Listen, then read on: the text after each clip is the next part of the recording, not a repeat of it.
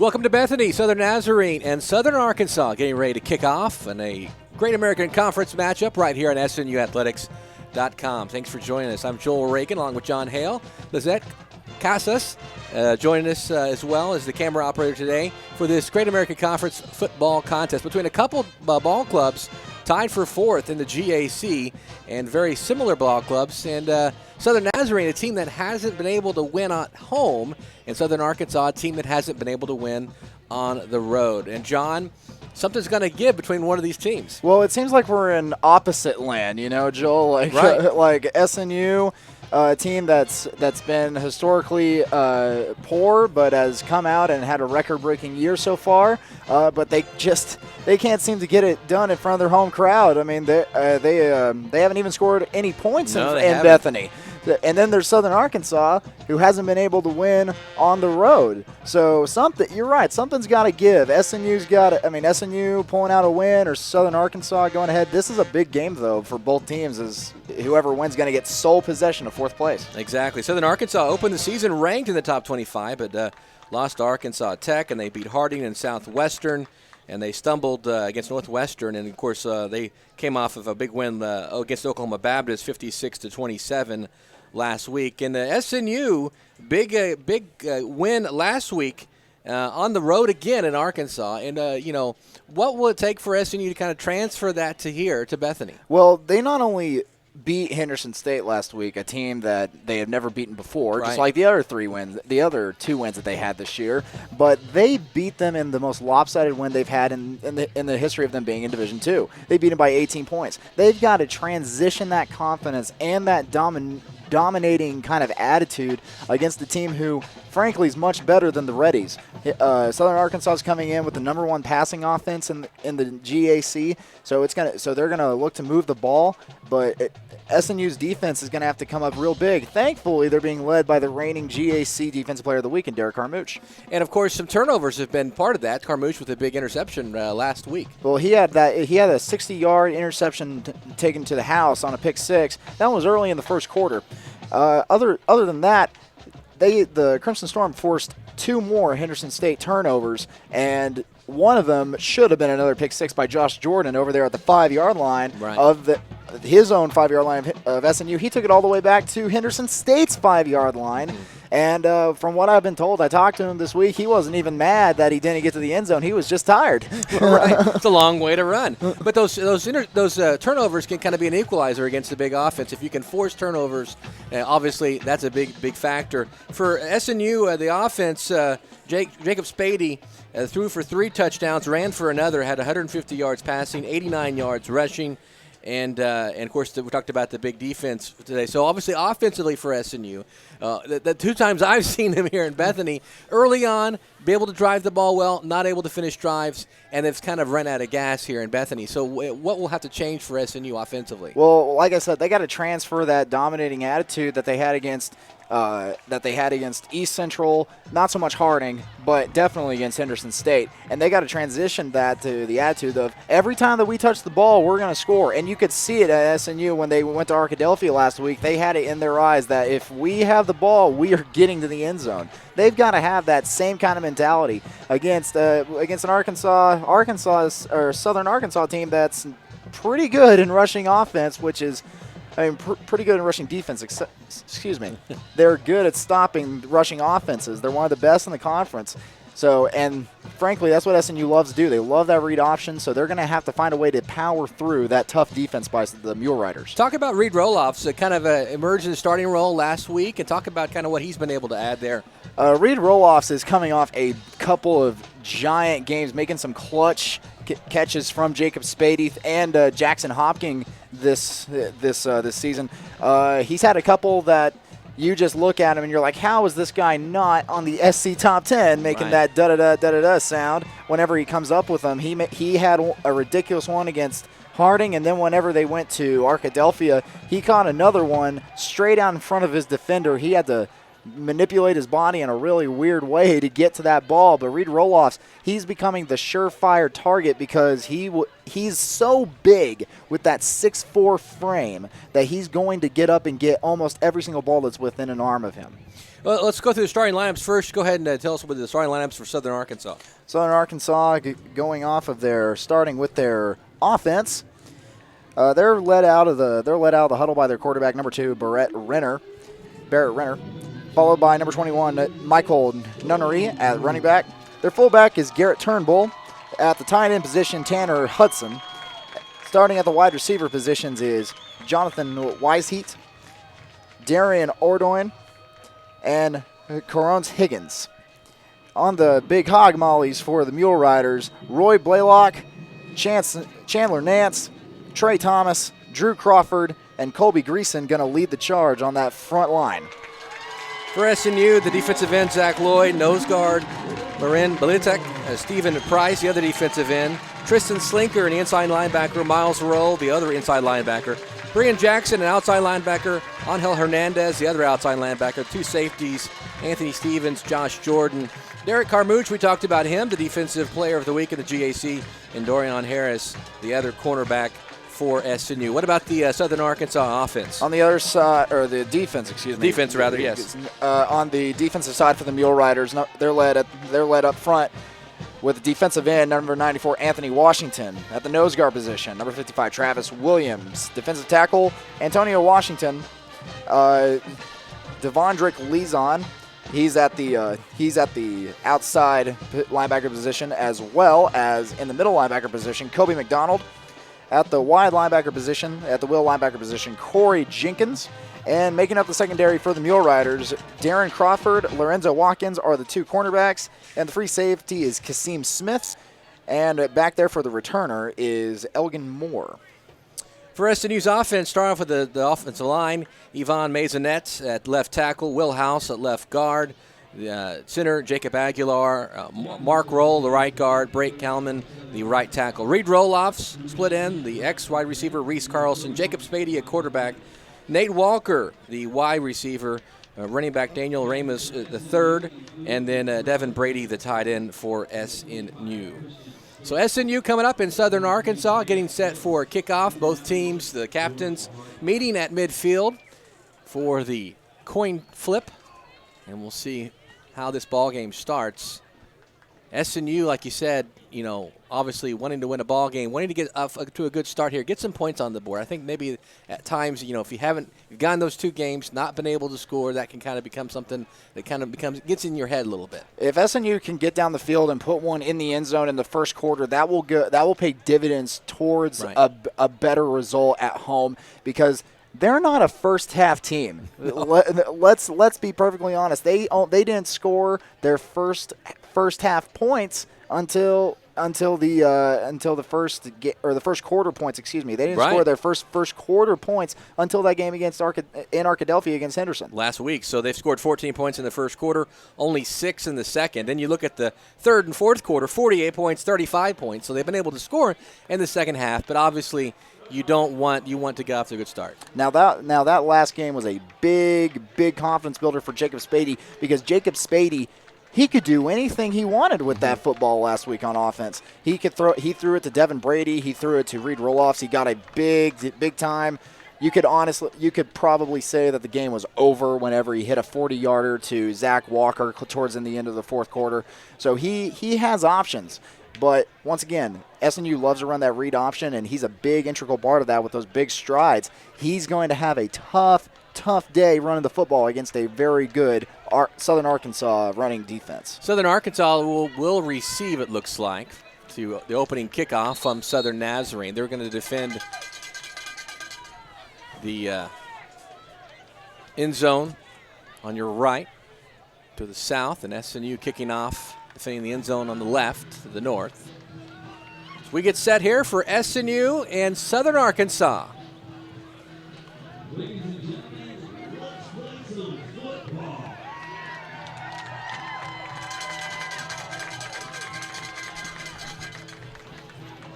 Carlos Anguiano to kick off for Southern Nazarene. He won a couple weeks ago, won the GAC Special team's player of the week from Madrid. Actually, not exactly. He's actually from the Barcelona area. Barcelona. I knew somewhere in Spain. He's from the Barcelona area. Barcelona. Long way from Bethany, either way. Anguiano set to kick off. Southern Nazarene and Southern Arkansas. Kick is away, and we're underway here in Bethany. Taken at the 5, and falling down, the kick returner. And that mental mistake, Right. by Moore, ready to take it up, but he just loses his footing at the 5-yard line. That already will work in SNU's favor. Absolutely. Because SNU's got to come into this game. They got to realize that this is no pushover mule rider team. So anything that they can get, they will take. There's not a lot of gimmies in this conference, and this is not one of them. This is a team ranked and obviously has stumbled a little bit, but still a good team. And here come the Arkansas Mule Riders offense, led by Barrett Renner, the quarterback.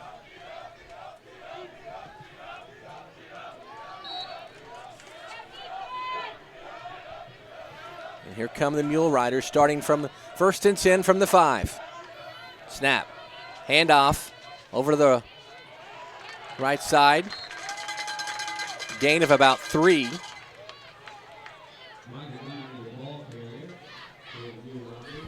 Michael Nunnery gaining 4, 2nd and 6. Ball will be placed at the 9. Now, Southern Arkansas is not going to want to do anything crazy right now. They are a passing offense, but in the shadow of their own goalpost. They don't want to do anything. Keep it conservative. Really risky until they at least get one more first down. 2 receivers far side, 1 near side, 1 back in there. Nunnery with Renner. Hands off, up the middle.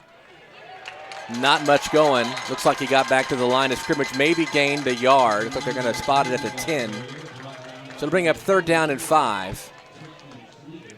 So once again, conservative here. And like you said, this will change the offense for Southern Arkansas and give SNU a chance if they can get a 3rd down stop here to get some good field position for their first offensive possession. Now, you might be looking for a 5-yard out or a quick slant really quickly right here. So just a little something. Get them out of there.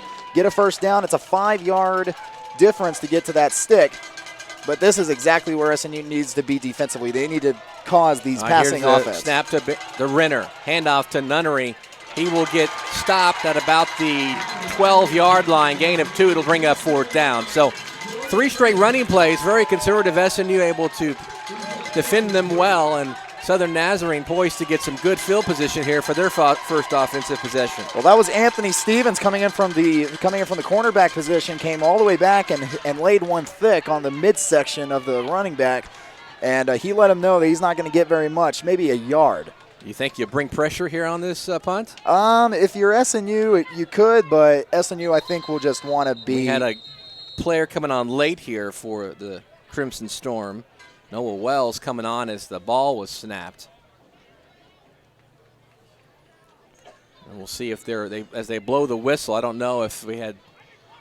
And he's going to wave this off. He's going to wave it off. But the SNU coach is not happy about the fact that the personnel wasn't ready to go. Well, SNU is just going to be thankful to get the ball in relatively good field position. You can see the returner back there. He's not even going very far past the 50. He's going to get at least a little bit more. Here's the punt. A little soccer style, a little line drive punt. It's going to roll. Harris will let it roll, and it'll take a good Southern Arkansas bounce to about the 39-yard line of SNU. So nice punt there. And that's Tanner Hudson, the punter for Southern Arkansas. And SNU will take over 1st and 10 from the 39.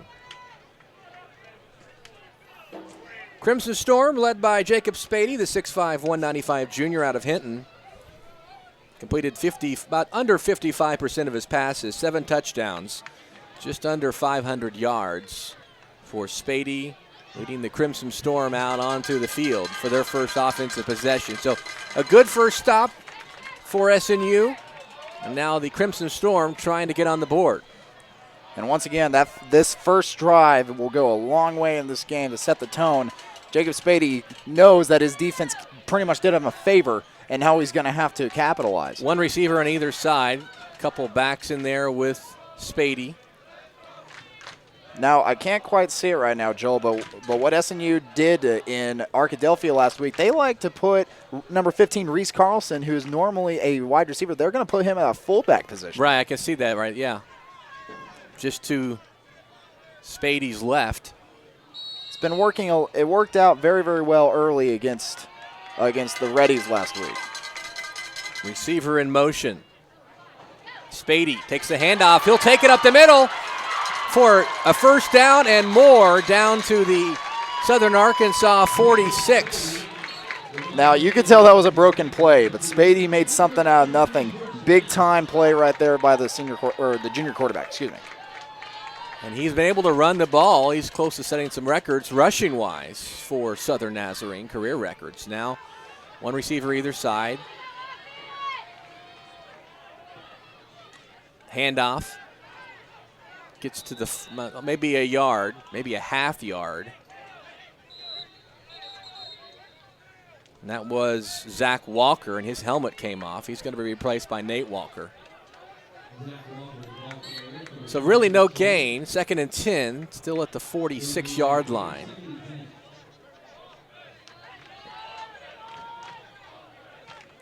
They move it up maybe a half yard, maybe 2nd and 9.5.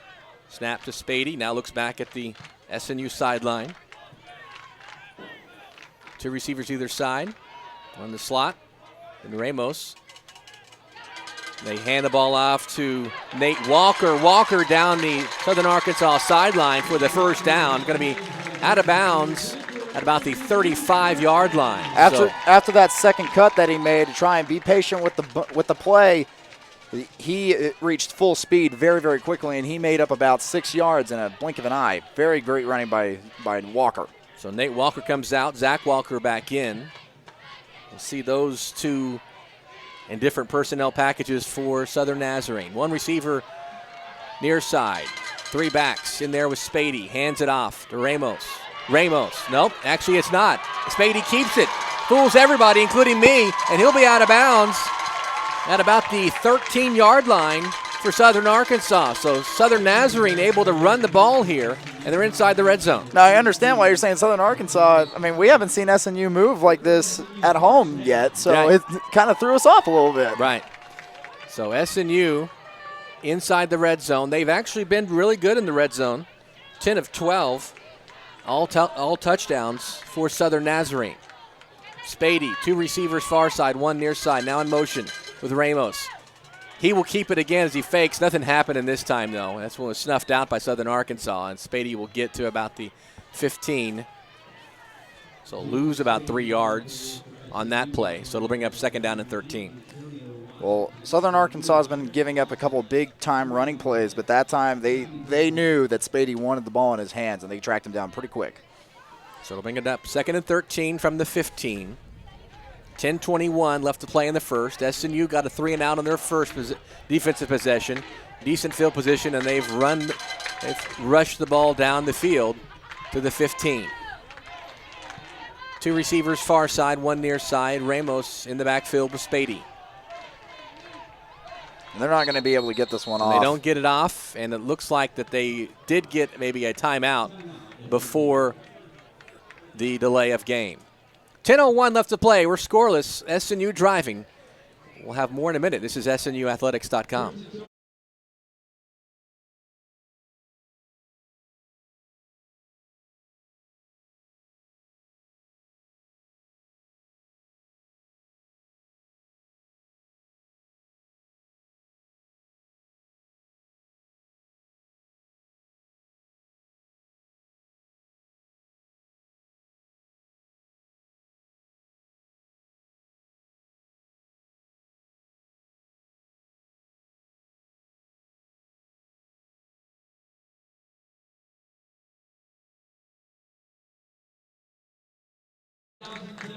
Got some score updates from around the GAC. John? Well, over there in Arkadelphia, the other Arkadelphia school, Washita Baptist taking on Harding in their homecoming. They started an hour before us, and right now, Harding actually has the advantage at halftime, 17-14 over the Washita Baptist Tigers. All right, SNU now 2nd and 13 from the 15. We're scoreless, 10:01 left to play in the first. Snap to Spady, hands it off. Ramos, I believe, and he's just tripped right there at the 15-yard line. It'll be no gain. That was actually Zach Walker. Zach Walker, rather.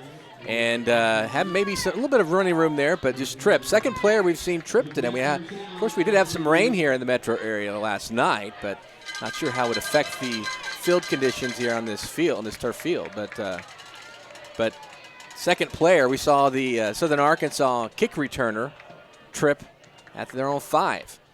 Brings up third and 13 from the 15.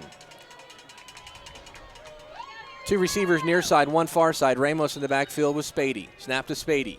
Goes back to pass. Throws it complete to about the 8-yard line. I believe that's Reed Roloffs. And it looks like Gandy Lambert's going to mobilize his field goal unit right now.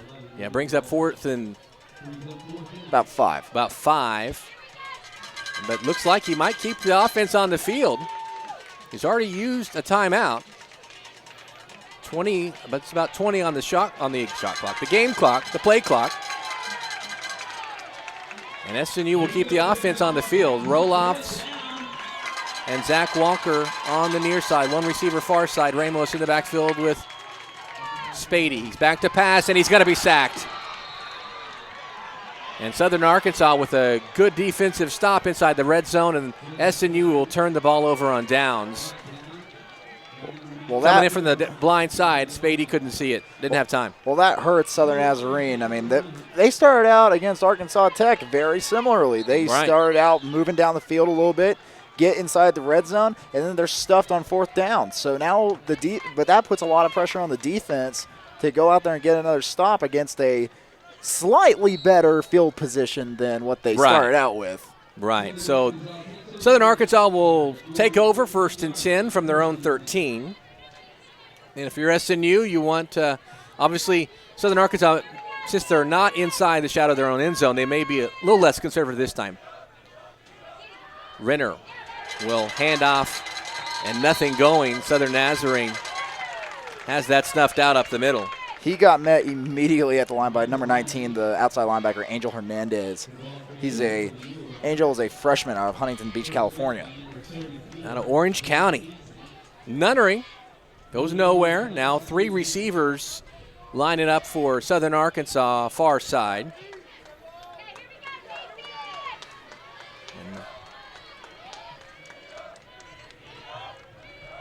Snap to Renner. Hands it off. Up the middle. Some running room this time, though.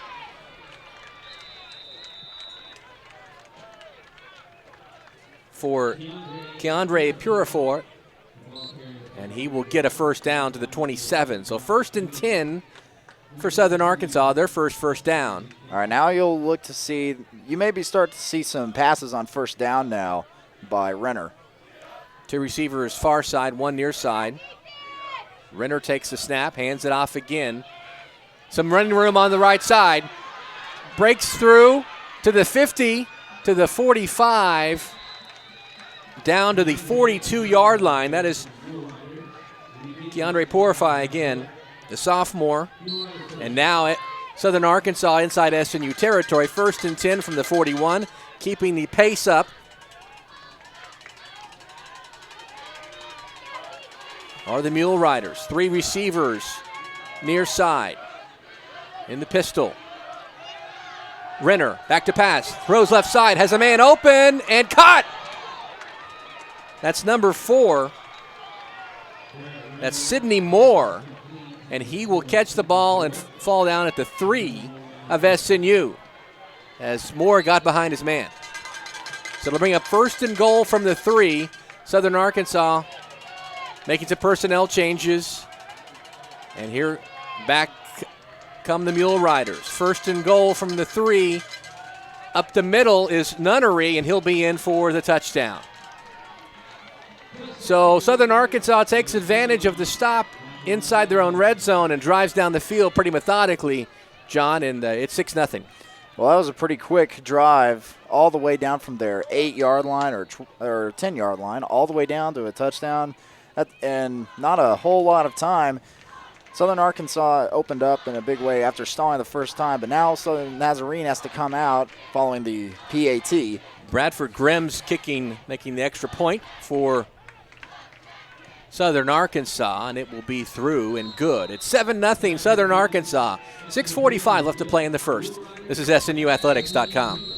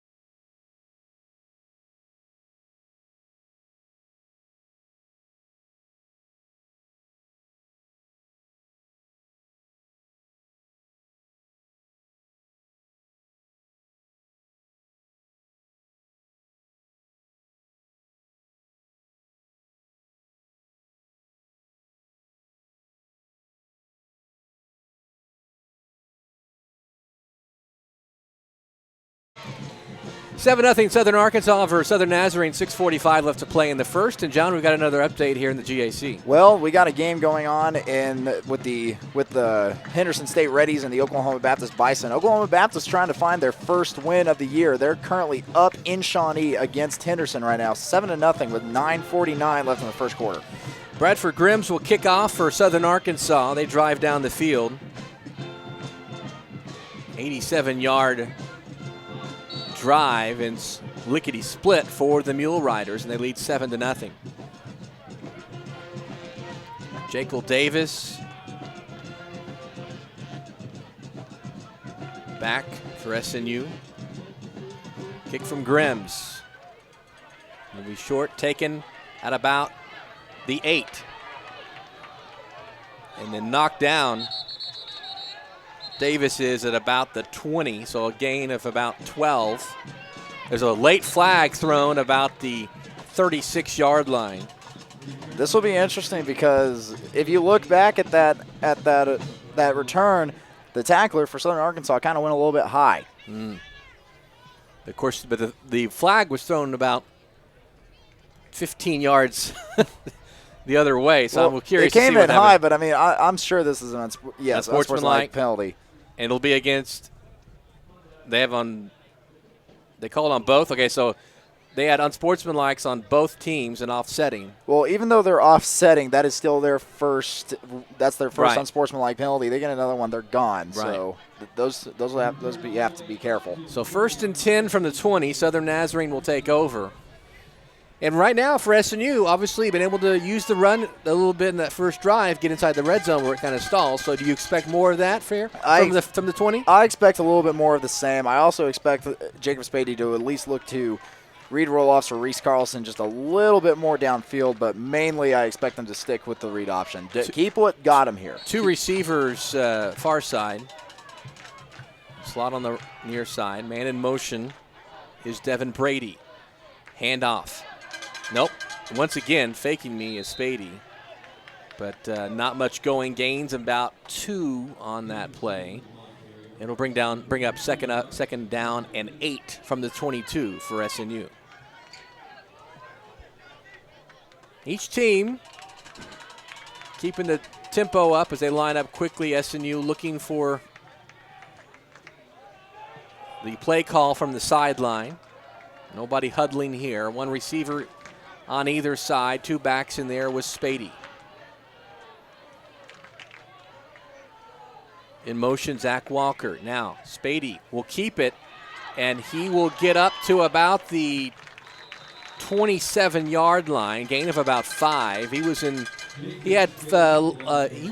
traffic the entire time for that 5-yard gain, but does gain 5, brings up 3rd and 3. Well, that was just great patience taken by Spady, knowing not to pitch it, wait for the play to develop, and pick up at least 5 extra yards.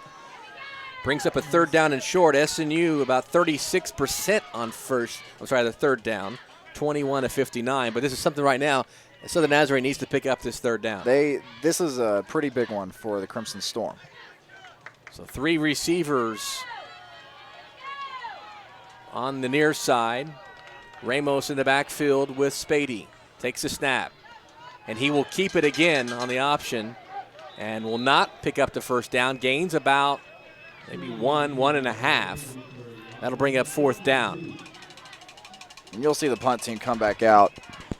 So you'll see Carlos Anguiano punting for Southern Nazarene. A couple weeks ago was the GAC Special Teams Player of the Week.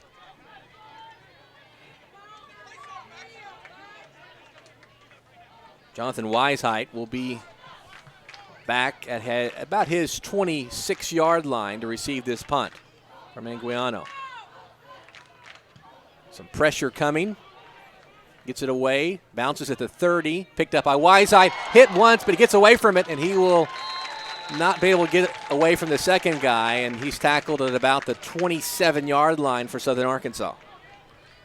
So good coverage there for SNU, and that's where Southern Arkansas will take over at 4:21 left to play in the first at the 27-yard line. Now SNU, the defense looking to get a stop here.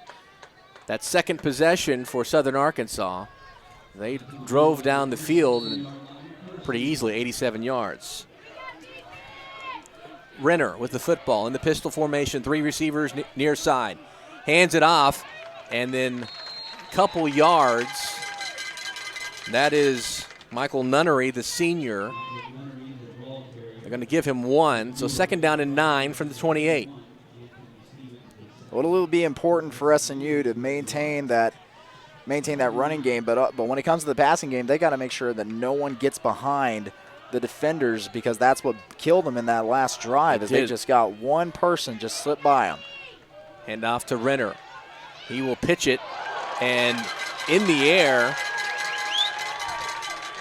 I don't know if you saw that one, Joel, but that was just great effort by Anthony Stevens. He got cut blocked, right, and then stood back up and made the tackle immediately. That's Sir Charles Perkins, the ball carry there. 3rd and 5 at the 32. Great defensive play by Stevens. 2 receivers either side. In the pistol is Barrett Renner. Takes the snap, throws it on the near side to his receiver, Darian Ardorn, and he will get it to about the 40-yard line. So 1st down, they're going to say officially, well, it's about the 40. So 1st and 10 for Southern Arkansas. And the Mule Riders on the move again.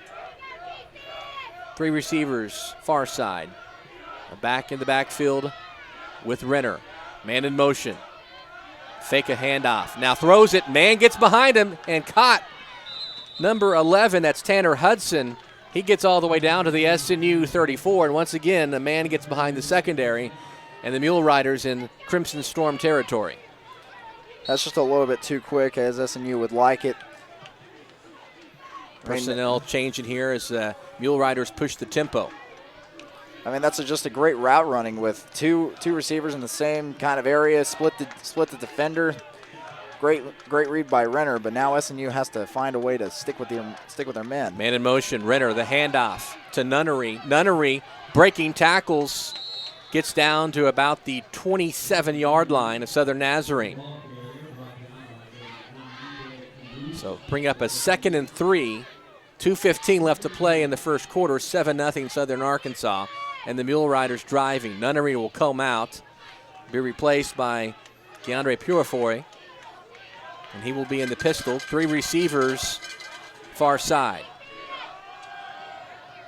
Handoff to Purifoy, and he will get down to the 22-yard line. It'll be another Southern Arkansas 1st down.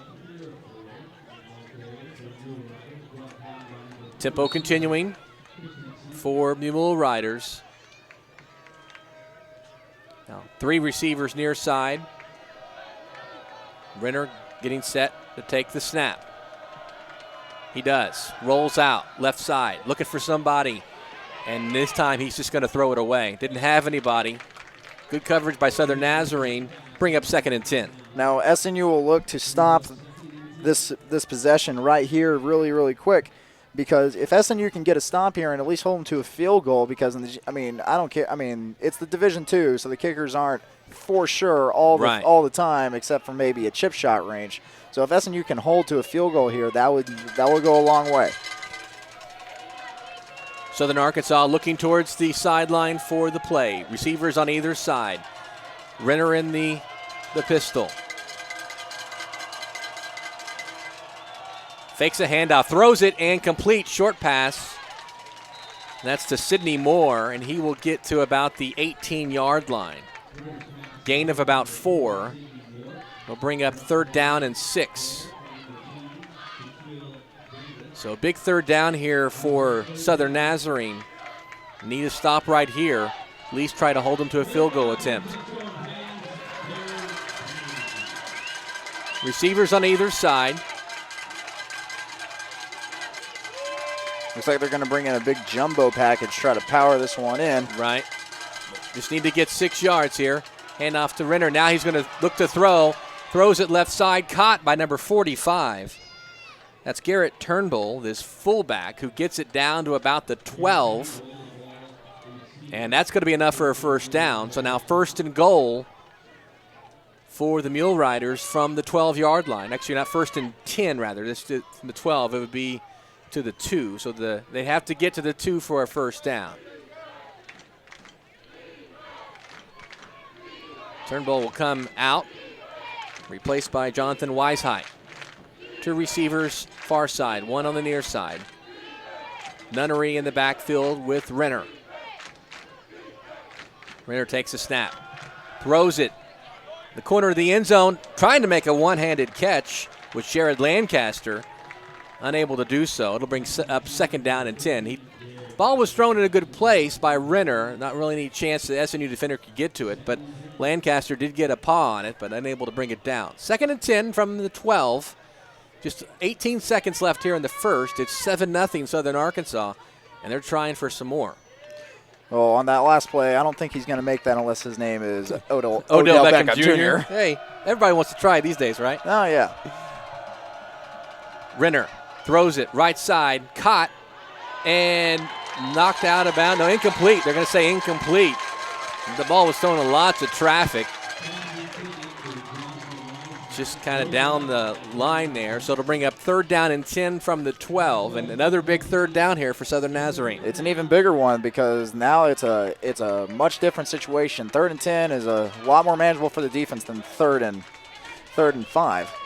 Absolutely. So Southern Nazarene trying to get a stop here, force a field goal. But 3 receivers, far side, 1 on the near side. Nunnery in the backfield with Renner. This is where Zach Lloyd and the defensive line have to come through. They got to get some pressure on Renner. Throws it. And it will be no good. Incomplete.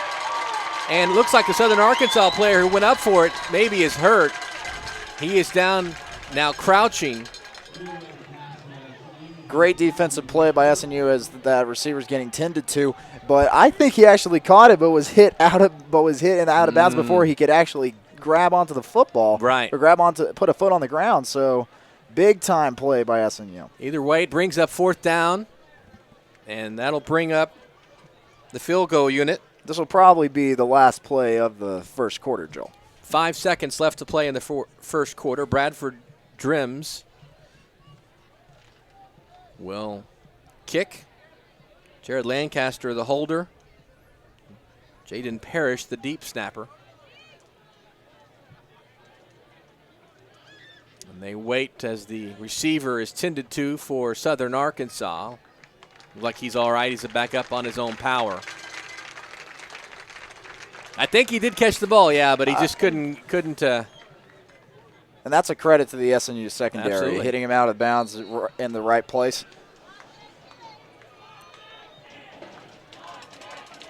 Grims for the field goal attempt.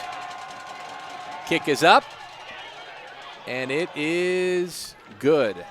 So 10-0 Southern Arkansas over Southern Nazarene as we end the first quarter. Last play of the quarter, 10-0 Southern Arkansas. This is SNUathletics.com.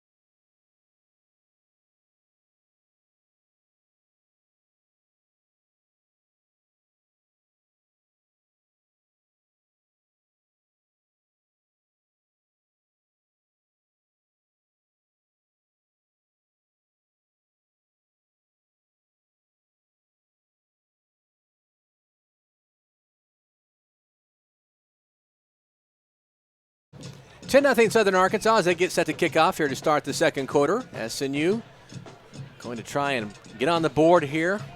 They've been shut out here in the first quarter.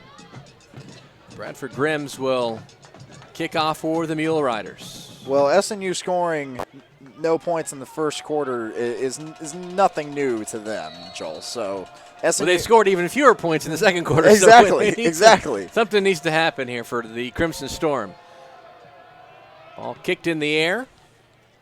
This one will go in the end zone over the head of Jekyll Davis for the touchback. SNU will have the ball 1st and 10 from the 25 to start the second quarter.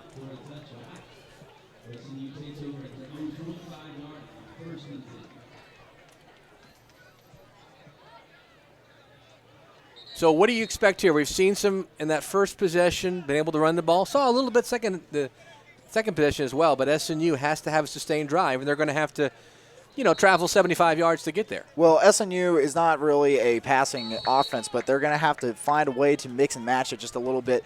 They are honed in on Jacob Spady, so Spady's going to have to find a way to give it to Ramos or find the play action just a little bit more. On the defensive side, though, I'm expecting SNU to get just a little bit more pressure on Renner. 3 receivers, far side. Now they're going to pass. It's going to be to Ramos, and he will lose about 3 yards. So 2nd and 13 from the 22. Yeah, the defensive side for SNU has got to get more pressure on Renner, or else he's just gonna pick him apart all day. On the other side, Spady's got to find a way to get rid of the ball faster, because it seems like the defensive line and the front seven are on him very fast. 2 receivers either side. Snap, quick snap to Spady. Gets it to Nate Walker, and he will get to about the 38-yard line, first down, and SNU's on the move. And that's exactly what the doctor ordered right there, Joel. Quick, like you said, getting the ball off quickly, and the Crimson Storm do. And here they go, 2 receivers either side. Ball getting ready to be snapped to Spady. Now he'll look back to the SNU bench for the play call. Any kind of audible. Ramos will move to the other side of Spady. Now man in motion is Walker. And Spady will keep it. Plenty of room up the middle. He's to the 50, 45, 40, 35. Man hanging on 30, 25, 20. Down at about the 18-yard line, Jacob Spady. Big run by Jacob Spady. It just kept going. He just kept going. There were several times where he looked like he was going to fall down, but those long legs kept him going. So SNU will have 1st and 10 from the 17. They've been in the red zone before, couldn't punch it in. We'll see if going the other direction, if the Crimson Storm can get some points on the board. 2 receivers far side, 2 receivers near side. Ramos in the backfield with Jacob Spady. He will take the snap. Quick throw to Walker. Walker will get down to about the 13-yard line. So a gain of about 5. They're going to call it officially 4, 2nd and 6 from the 13. And then we have an SNU player down and the defensive lineman for the Crimson Storm, and so the trainers will attend to him. He's back up on his own power. And that's number 62, the preseason All-American Will House. House from Cleburne, Texas, 6'2", 284 senior. And he looks like he's going to be all right. Will probably come out for a play. Will Bates, the freshman from Locust Grove, is 2nd on the depth chart. We'll actually bring in Sam Perkins from Carnegie.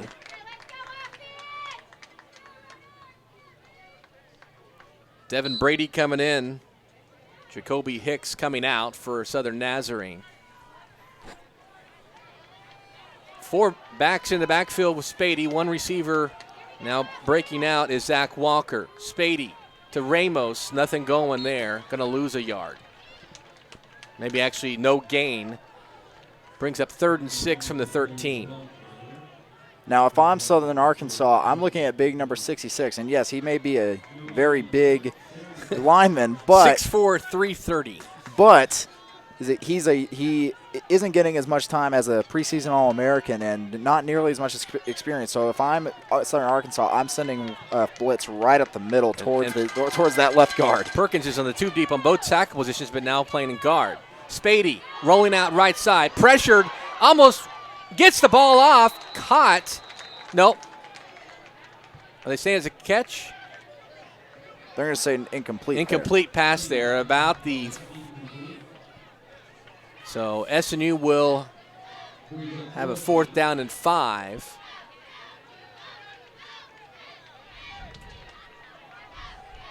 That'll bring Anguiano to try for the field goal attempt. Yeah, Coach Andy Lambert's not going to take any chances. He's going to put some points on the board. This will be at about, I guess, a 30-yard field goal attempt. Now the wind's blowing into Anguiano's face. Right. And a little bit diagonally towards that Southern Nazarene bench. Snap from Lesnar. Hold is down, and the kick is good. So SNU gets on the board here in Bethany. It's about time. It only took about 6 weeks. 10-3, Southern Arkansas over SNU. 12:09 left to play in the second. This is SNUathletics.com.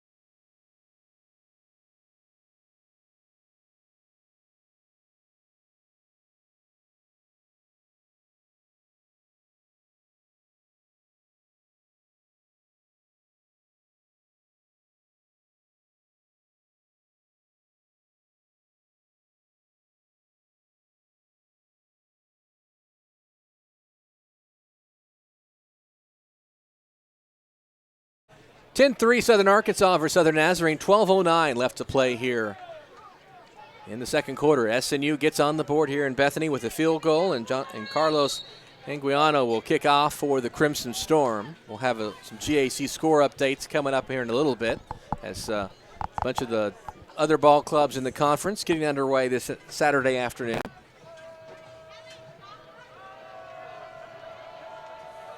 Anguiano, kick is away. Will be taken at about the 7, over the 20, and wrapped up at about the 25.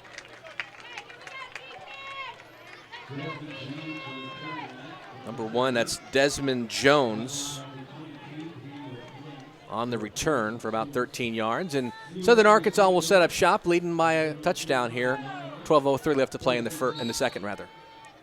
And once so again, SNU right now need to have a stop right here. Once again, I'll expect that defensive line to put some more pressure on Renner.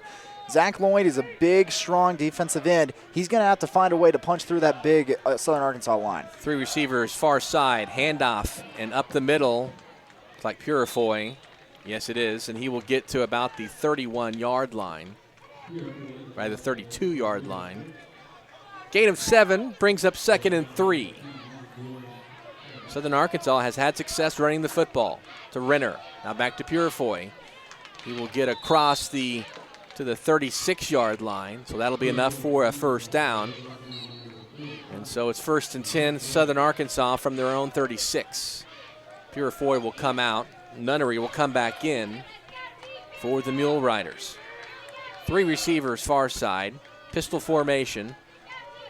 Renner pitches the ball to Nunnery, and he's met in the backfield all the way back to the 32.5-yard line. It'll bring up 2nd down and 13. Great job by the SNU defense right there, sniffing that out. Well, it seems whenever they just line them up and go straight forward, SNU has a little bit of trouble. But once you go outside the tackles, SNU's ready to meet them with those outside linebackers making some big plays. 3 receivers near side, man in motion now. Renner, like a back, might have gone the wrong way. He ends up throwing it almost off the hands of his receiver. And it'll bring up 3rd down and 13 from the 33. Now, if you're Southern Arkansas, and I know you're used to this, so you know that this is your bread and butter. You got to make those kinds of catches, even if they're just for 5 yards and you're down immediately. You got to make those catches. Jekyll Davis coming in for Southern Nazarene. James Love coming out.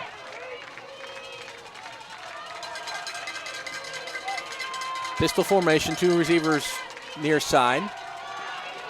Renner escapes some trouble. He's going to run now, and he's going to get to about the 41-yard line. Not enough for the 1st down. Got about half of it. And that'll bring up 4th down. SNU looks like they're going to hear.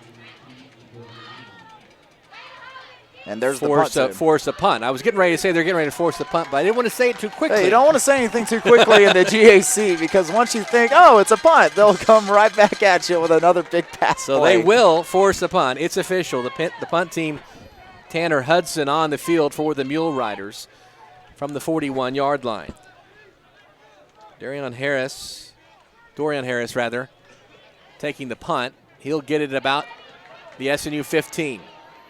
Looking for some running room, and there's not much of it. He's going to get about maybe 3 on it.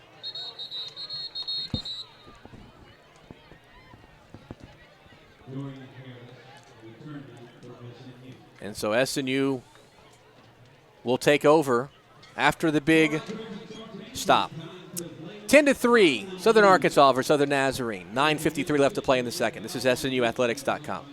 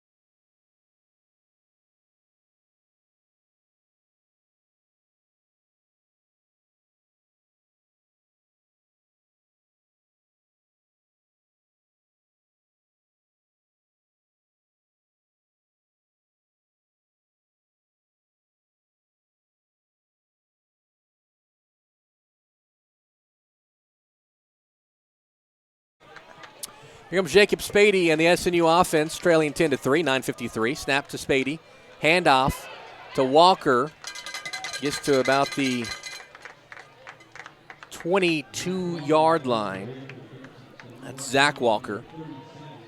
2nd and 3 for SNU from the 22. So 2nd and 7. SNU trying to cut into this 10-3 lead. Just down by a touchdown with 9 minutes left to play in the second quarter. Again, Zach Walker the other side, and he is going to be stood up. Big play there by the defense. I believe that's Darren Crawford who stands him up.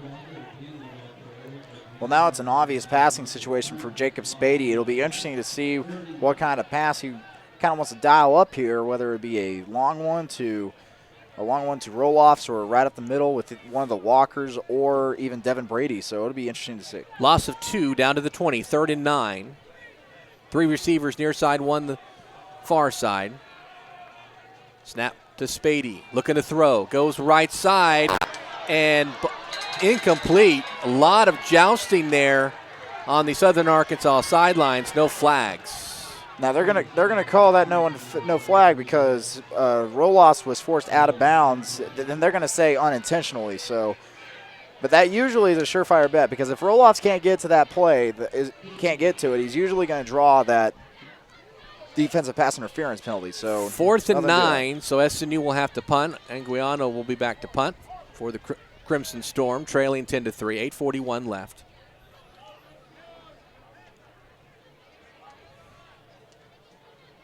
Snap, and the punt is away.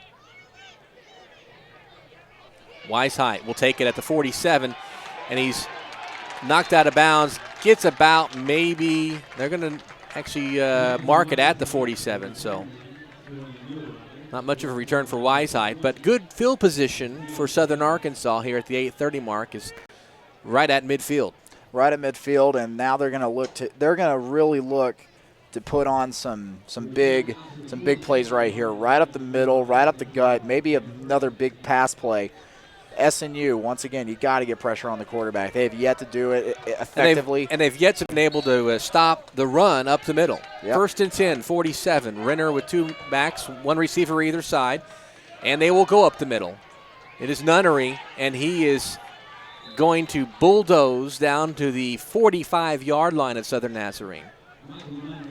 Gain of about 8 brings up 2nd down and 2. And once again, up the middle, Southern Nazarene not able to get stops. Not able to get stops right up the middle. And really, that's the essence of football. You just got to put it up as many as you can and see what happens. But once again, it looks like Southern Arkansas is the advantage. Once again, here we go. They go to Nunnery, and he is going to bulldoze all the way down to the 35-yard line. And once again, a 1st down for the Mule Riders. 7:56 and counting here in the 2nd quarter, 10-3 Southern Arkansas. 2 receivers either side, pistol formation. Snap to Renner, back to Nunnery, and he will dive forward to about the 31-yard line, maybe the 32. So a gain of about 4. I'm going to say 31, so 2nd and 6. 2 receivers either side, pistol formation. This time Renner will fake it. He will toss it, and it'll be intercepted. Intercepted at about the 8-yard line, and taking it back is SNU on the far sideline, and SNU with another turnover.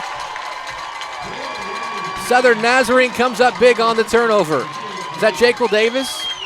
It's number 20 for the Crimson Storm. Jekyll Davis with the interception. Big interception. That's his first of the season, and I believe that's the first of his career. It is. That's the first collegiate interception of his career. Big interception for Jekyll Davis of Southern Nazarene. The freshman, 5'7", 145, and SNU will have the ball at their own 35. I mean, this is just what you would ask for right here. A turnover to switch things out here. Now SNU will try and now we have it's like a equipment issue or something. I don't know. The Southern Arkansas player going to talk to a referee, and now he's back on the field. Southern Nazarene trying to cash in, however, after the turnover turns away the Mule Riders. 1st and 10, 35-yard line. Spady, and he's trying to go to Ramos. It just kind of go over his head. Like he stumbled at the same time, so that was not going to work either way. So 2nd and 10 from the 35, and SNU will try again. So you've been given some new life here. Your defense kind of bails you out there inside deep in your territory. Now SNU needs to be able to cash in here and get some points. They really do need to at least get down the field and put up another field goal at the very least. A touchdown would be preferable, but a field goal would be just as good for right now. Reed Roloffs on the far side. 2 receivers on either side. Ramos in the backfield with Spady. Now man in motion. They're going to give it to the man in motion. That's number 2, Nate Walker, and he is going to be run out of bounds at about the 38-yard line. So a gain of 3. That'll bring up 3rd down and 7. So 3rd and long, SNU needs to be able to convert and keep this drive going. Get some momentum here. It's about under 9 minutes here left to play in the 2nd quarter, trailing 10-3 to Southern Arkansas. Roloff's now on the near side. Looks like with Reese Carlson. Jacoby Hicks and Nate Walker on the far side. Now in motion, Carlson. Taking the snap is Spady. Looking, now in trouble, rolls out, and he's going to be knocked down. Looks like he got back to the line of scrimmage. Look, the ball almost came out too. But it's going to end up being no gain. Maybe a loss of 2. So 4th and 9 from the 36. And SNU may have to punt. We also have a player on the field for Southern Arkansas that's down. It's number 55, Travis Williams, senior from Jackson, Mississippi, but he is getting up on his own power and appears to be okay. But now SNU are not able to cash in on that turnover, but now they'll punt it back. Maybe try and get some more of this field position back here. Anguiano will punt at about his 25-yard line. Well, SNU right there, Jacob Spady, he's got to make up a decision whether to run or pass it, because you could see it that he was kind of indecisive on what he wanted to do. Weisheit's punt, or the punt to Weisheit rather, will take a Southern Arkansas bounce before it's downed by number 19, Angel Hernandez, at about the 39-yard line of Southern Arkansas. Just under 6 minutes left to play in the ball game. 10-3, Southern Arkansas over Southern Nazarene. And no matter what sport you play in the NCAA Division II, you're always a part of the team. In D2, that team is made up of student athletes, coaches, fans, and amazing kids from Team Impact. Through Division II successful partnership with Team Impact, kids with life-threatening and chronic illnesses join Division II teams, taking strength, camaraderie, and support. All right, Southern Arkansas, Renner sets up shop, gives it to Nunnery, and that guy just barrels his way into SNU territory to the 48-yard line. So that'll be a first down right away. He just kind of, it's almost stumbling and bumbling, but he just continues to keep his feet moving and gains a bunch of yards. Well, if you'll see what they're doing now, they're just going to put everybody on the line and run forward. That time he stopped. This time Nunnery is stopped, though, but still, after he gains about 2, or about 1, I guess, rather, to the, looks like about the 47-yard lines where they're going to mark it. So second down and 9, gains 1 officially. So 2 receivers far side, 1 near side. Renner, Purifoy in the backfield. He will throw it, and it will be caught, knocked out of bounds at about the 40-yard line. Now this one may be coming back, Joel. You got a flag on the play right about the 49-yard line. We'll see what the call is here. Jared Lancaster made the catch for Southern Arkansas, and they are marching backwards, so this will go SNU's way. It's going to be an illegal procedure of some sort. Noah Wells coming in for SNU. Noah Wells was a game-time decision because he's been nursing a knee that he had surgery on this past offseason, but he returned against Arkansas Tech, so he's kind of those game-time things. So Litek will come out. That'll bring up second down and 14 from the 48 for the Mule Riders. 3 receivers far side, 1 near side, working out of the pistol. Renner takes the snap. Looks left side, rolls out. Maybe thinking about running. Now he's going to throw. It's caught at about the 39-yard line. Looks like he's just going to be just short. Brings up 3rd and 1. Desmond Jones with the catch. 3rd and 1 from the 39, so SNU needs a stop right here. And here comes Southern Arkansas pulling out the power package. Power package. They will hand it off up the middle, and looks like they will get the first down. Yes, they will.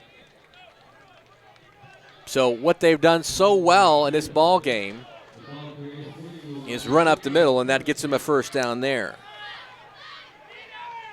Angel Hernandez coming in for Breon Jackson. 10-3 Mule Riders, 4:10 left to play in the ball game, and a lot of pink powder smoke stuff on the left side here. All right, Renner will take the snap, looking. Now he's in trouble, evades a tackler, evades a second tackler again. Now he goes left side and scrambles and gets out of bounds. It gets down to about the 30-yard line. John, so the pink on our left here, that for some kind of it's the annual pink out game here at SNU. So that's their tradition now, to throw all that pink powder in the air. I mean, it's fun for the students. It's kind of hindering us just a little bit. Just a little bit, as you see that smoke there on the field. And a bunch of pink students over there. So if you see the wafting pink stuff there across your screen, that's what that is. And so second down and 10, 37-yard line. 2 receivers either side in the pistol formation. Renner takes the snap, goes back to pass. Will throw to the left side. Caught for the first down. That's Lancaster. And he will stay inbounds at about the 19-yard line. Rather 21. But enough for the first down. Brings up 1st and 10. Here come the Mule Riders. 2 receivers either side. Once again in the pistol. It's Renner. 3:23 left to play in the second. SNU down 10-3. Renner hands it off up the middle. Once again, lots of room.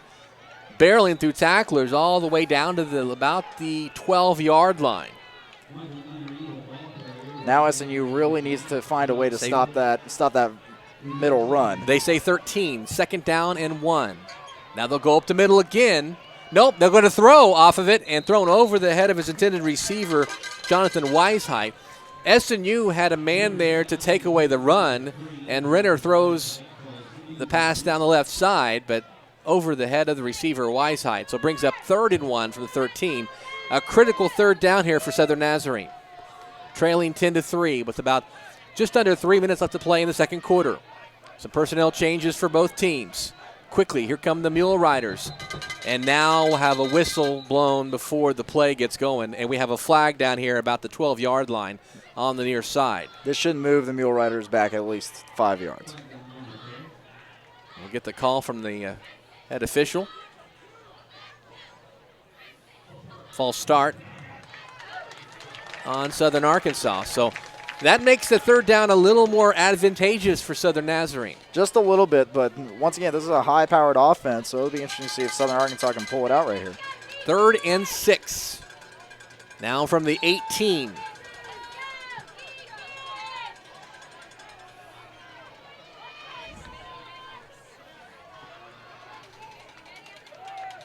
Two receivers on either side. Pistol formation with Renner and looks like Nunnery. Snap. Looks back. Pressure. Throws it, and it will be caught at about the 8-yard line. That'll be enough for a first down. So 1st and goal now for the Mule Riders at the SNU 8. Southern Nazarene needs to try and force a field goal attempt here to keep this, make this a 10-point lead instead of a worse. Renner takes the snap, throws it. Little screen pass and plenty of room. Walking into the end zone is Jonathan Weisheidt. Touchdown, Southern Arkansas. Now that was just some great blocking by the Mule Rider receivers, and they had everybody on SNU locked up, and so just easy points. 16-3, kick upcoming for Bradford Grims and the Mule Riders. Jaden Parrish, the deep snapper, the holder, Jared Lancaster.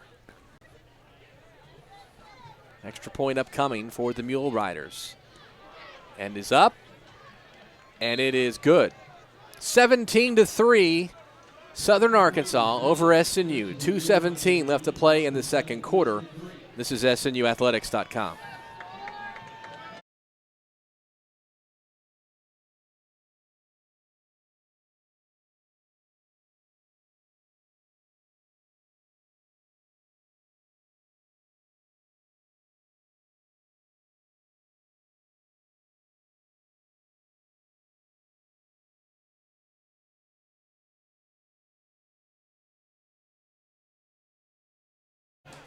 Seventeen to 3, Southern Arkansas over Southern Nazarene. 2:17 left. And John, you've got some updates around the GAC. Well, same score over there in Shawnee, 7-0 OBU over Henderson. But over in Arkadelphia, we got a fun game going on. Washita Baptist started out down in the second half, 24-14, but they just answered right back to bring it back within 3. 24-21, the Harding Bisons over the Washita Baptist Tigers. Almost to the end of the third quarter. Bradford Grims will kick off for Southern Arkansas. He does, and Jekyll Davis will take it inside about 2 yards inside his own end zone. He will take it out. Now to the 20, 25, 30, 35, 40. Knocked out of bounds at about the 41-yard line, make it the 42-yard line. Great return. Well, don't get too excited, Joel. There's going to be a block in the back call over here. Yep, that's right. Maybe what sprung him, so they're going to have the flag at about the 12-yard line, so this is going to come back. So, unfortunately, a good return by Davis, negated by the penalty.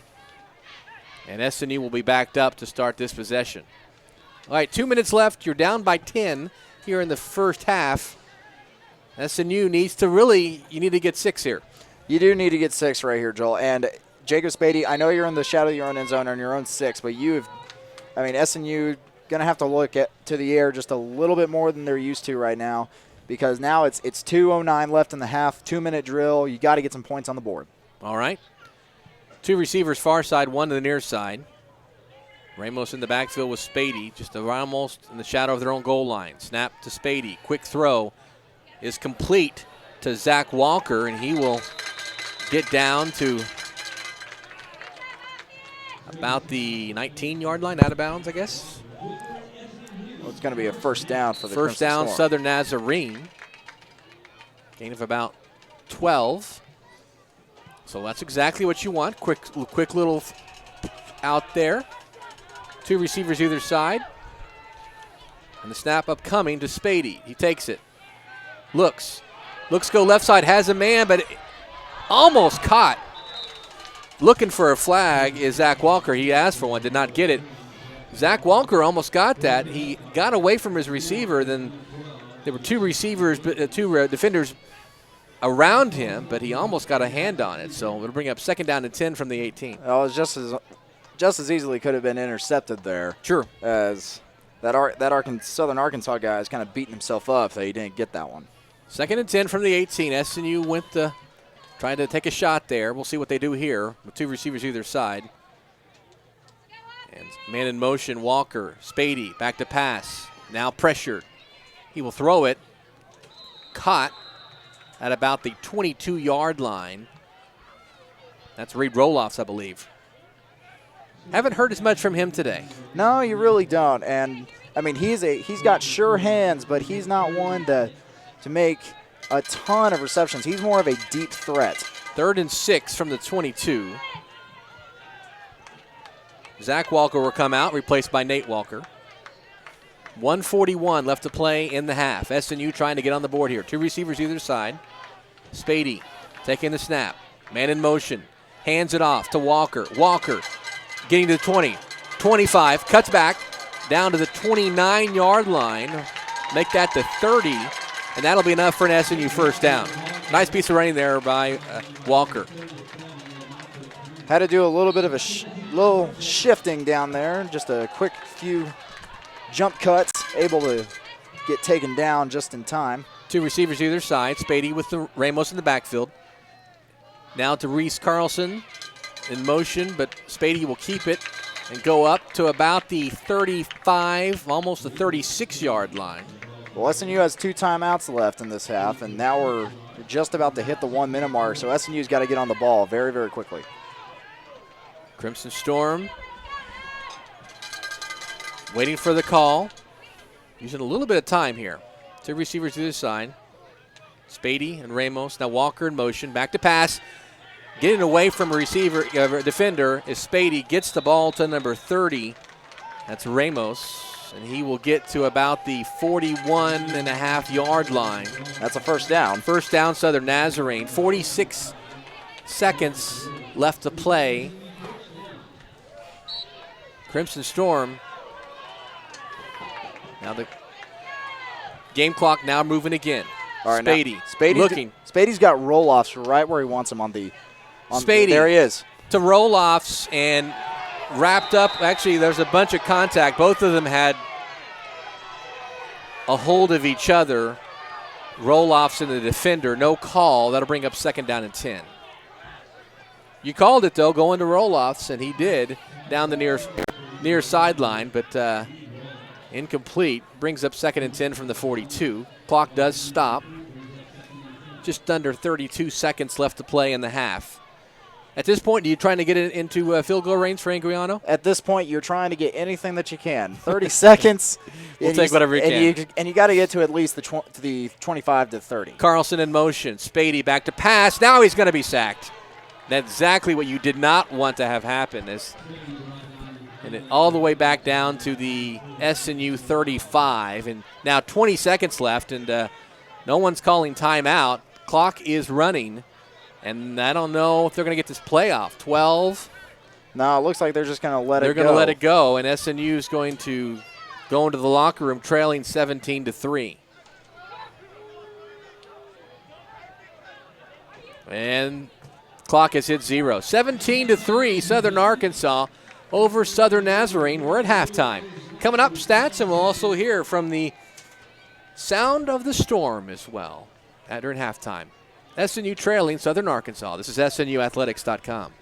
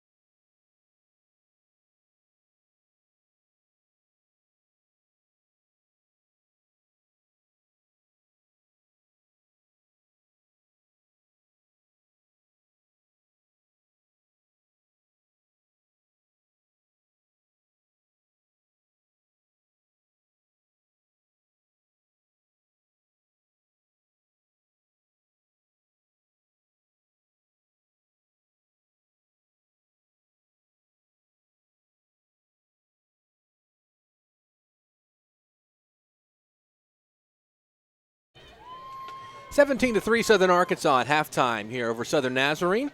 We'll have the stats and also some scores around the GAC coming up in a second. But now the sound of the storm performing here at halftime.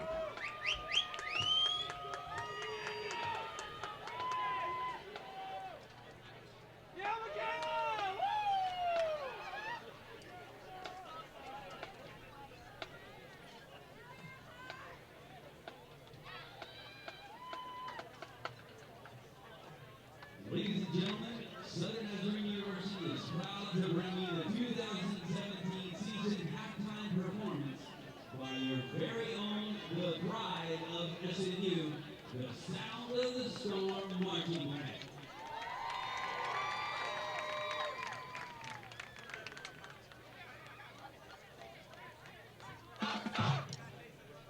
Today, the band presents two selections celebrating the music of American jazz composer and Grammy Award winner, Chuck Mangione.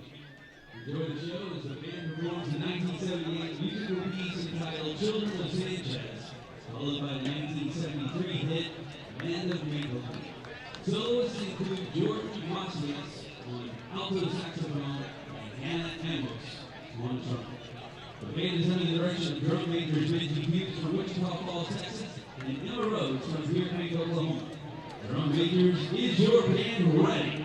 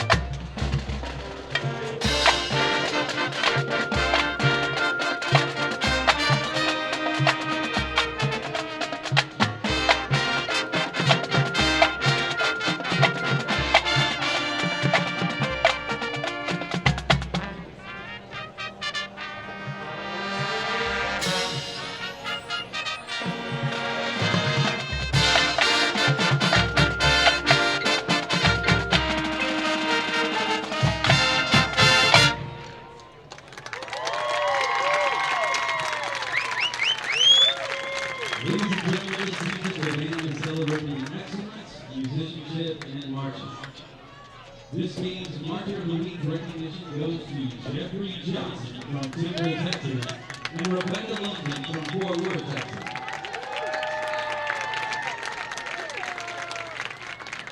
We invite you to stand for the play of the SNU fight song.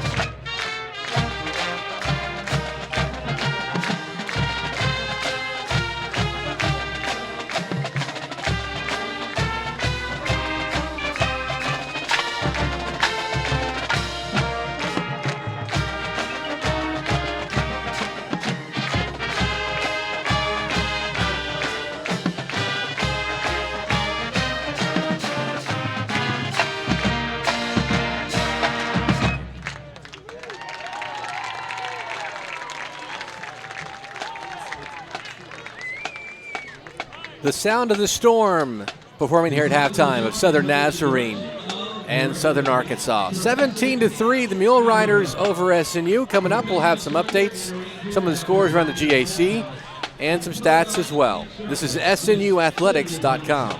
Ladies and gentlemen, the sound.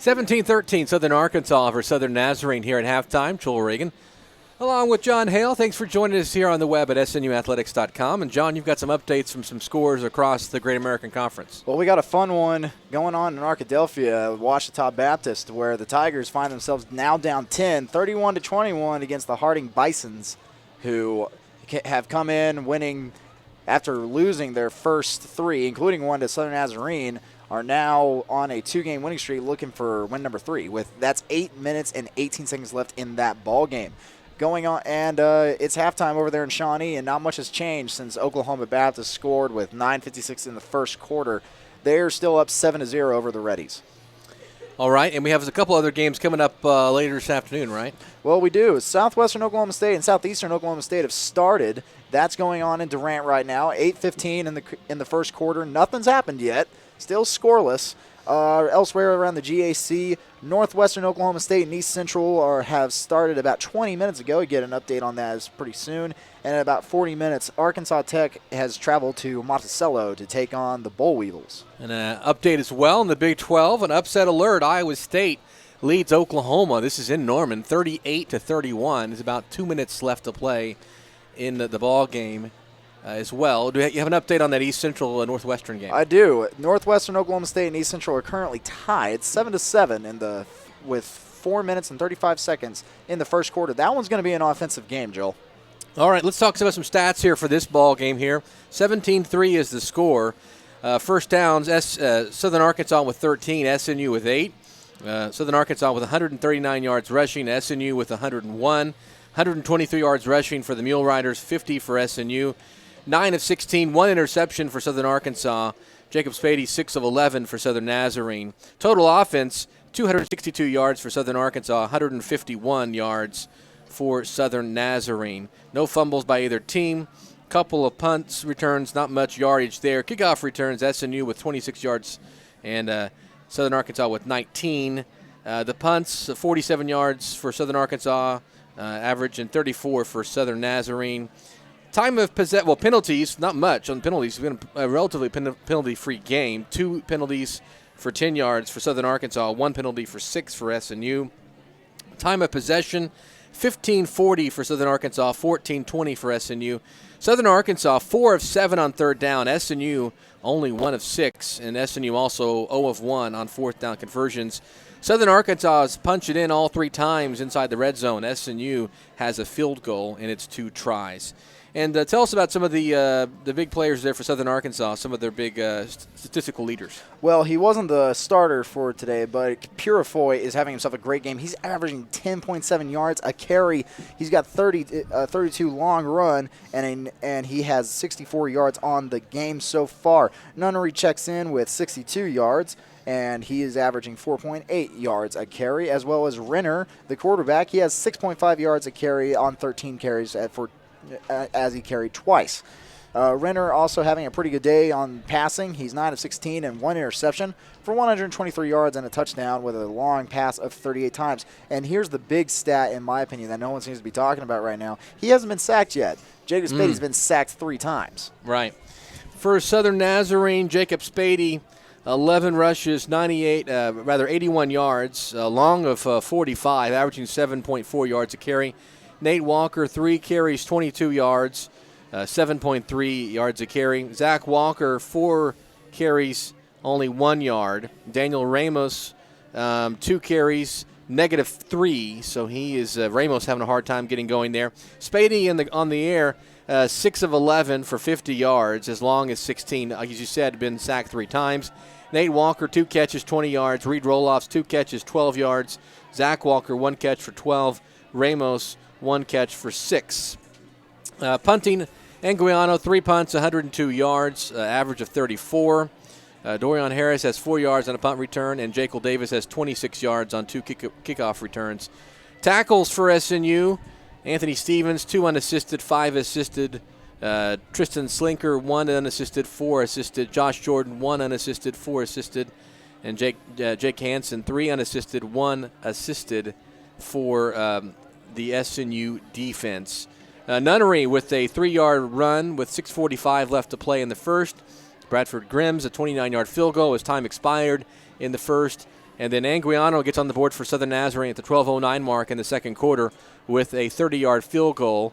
Then Southern Arkansas bounces back, and Jonathan Weishide, an 8-yard pass from Barrett Renner with the 2 minutes left to play in the second quarter, and that gives us our 17-3 score. So John, SNU got on the board, got the field goal, so we have that kind of thing off the back. Down by 2 touchdowns here as we go, and they'll have the ball to start the second half. So what do you expect here from the Crimson Storm here as they try to win their first ball game at home? Well, I expect them to come out pretty aggressive, actually. I expect them to mix it up a whole lot, try to get as many first downs as possible. Still going to be in the air, but not as much, obviously, as in the first half and the second quarter. They're going to be on the ground mostly, but I expect them to try and hit some more big plays, try that screen pass again with Daniel Ramos, try to get him involved in the game, and I would expect that defense to come out. The defense has to find a way to stuff the run up the middle, stop that dive play. Otherwise, it's just going to be a long game for that SNU defense as Southern Arkansas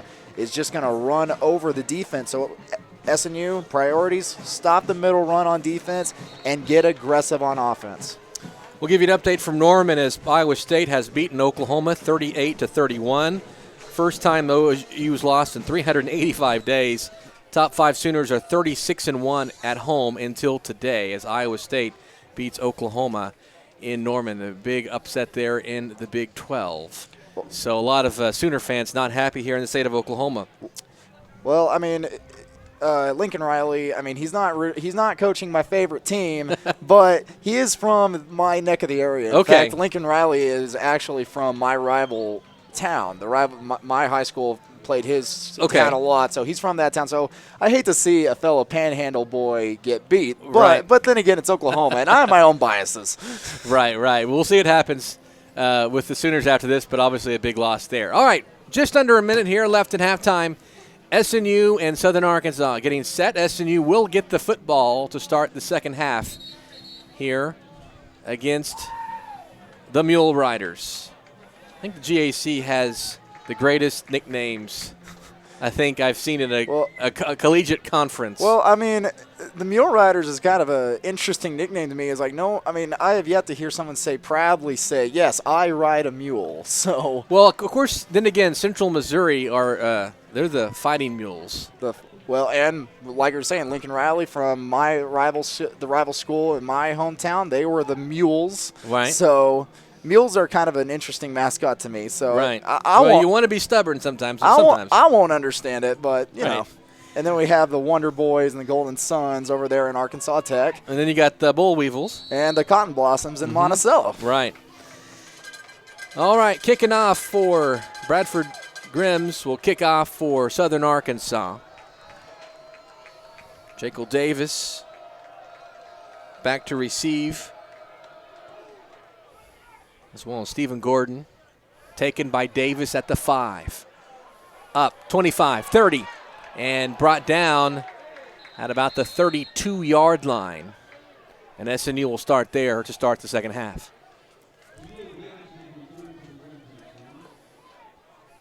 Well, I mean, really, at this point, you'll take points however you can get them, but the SNU needs to start getting them of the end zone variety at this point. Well, they need to recognize, and they have recognized in their 3 wins this year, that the second half is a completely different ball game. So they got to come out with that same kind of fire that they did on their first drive and get down the field, but this time get it in the end zone. SNU had 14 total points in the first quarter this year, 6 second quarter, then 48 and 35 in the second half.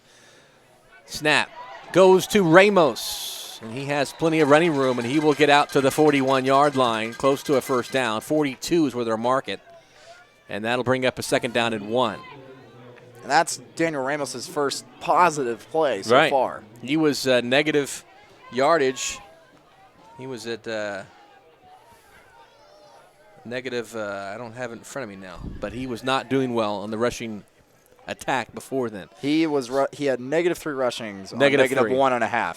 So now, 2 receivers near side, 1 on the far side. Ramos in the background, and Carlson will go in motion. Spady gets past the defender, moves up the field, 50, 40, and upended at about the 43-yard line. So Jacob Spady, once again using his legs.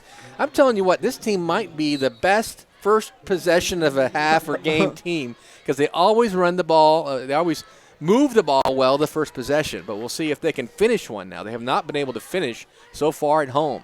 That is a first down to the 42-yard line for Southern Nazarene. Now, it might be interesting because Devin Brady's out there, number 85. It might be interesting to see if they want to utilize him after a big game. They might want to go to the air and utilize him. He's going one-on-one right now with that cornerback. Or, excuse me, that's Jacoby Hicks. Excuse me. 2 receivers near side, and now we're going to get a timeout called by, looks like by Southern Nazarene. We'll see what my SNU. So SNU calls timeout. 17-3, 13:33 mark. This is SNUathletics.com.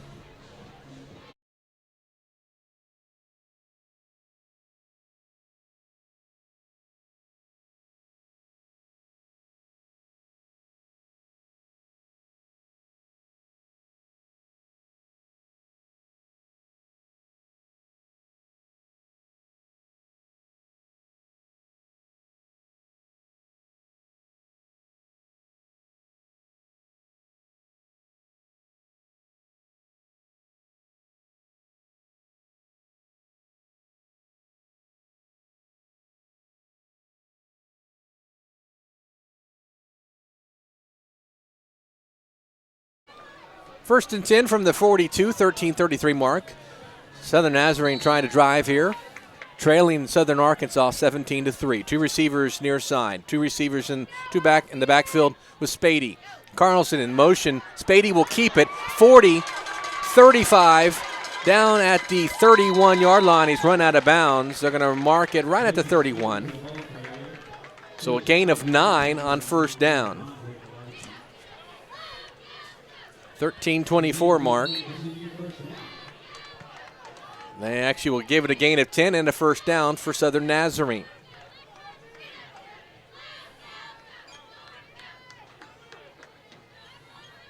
Here comes Spady in the Crimson Storm.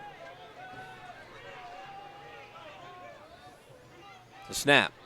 Hands it off. That is Walker. Walker cutting upfield, and he will step out of bounds at about the 21-yard line. So a gain of 10 on first down for another Southern Nazarene first down. And SNU now been able to run the football, John, and now they find themselves on the cusp of the red zone. Not quite the red zone, but almost there. The I guess you would say for this month, the pink zone? The pink zone, I suppose. Definitely for today. Spady will keep this, and he will get in the red zone. He will get to about the 18-yard line. 12:29 left to play in the third, and SNU now at the 18 is 2nd and 17. Scoreboard says second quarter, but it is the third quarter.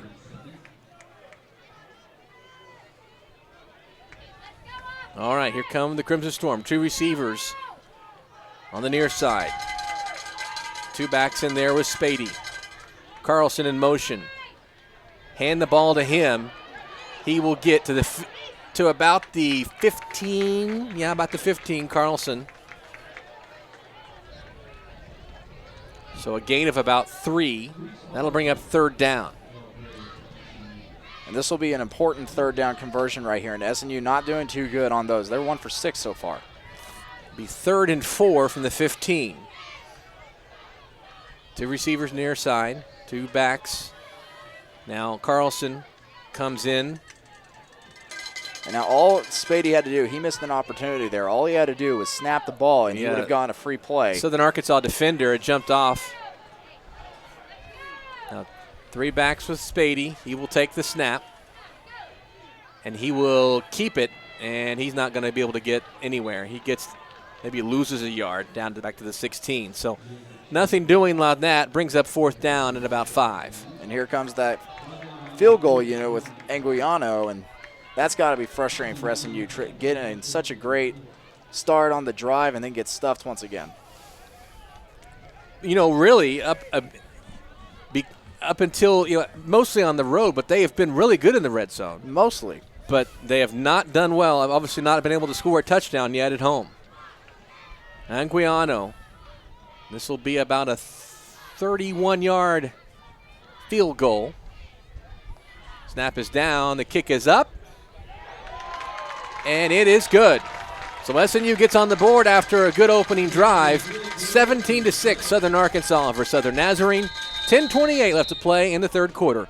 This is SNUathletics.com.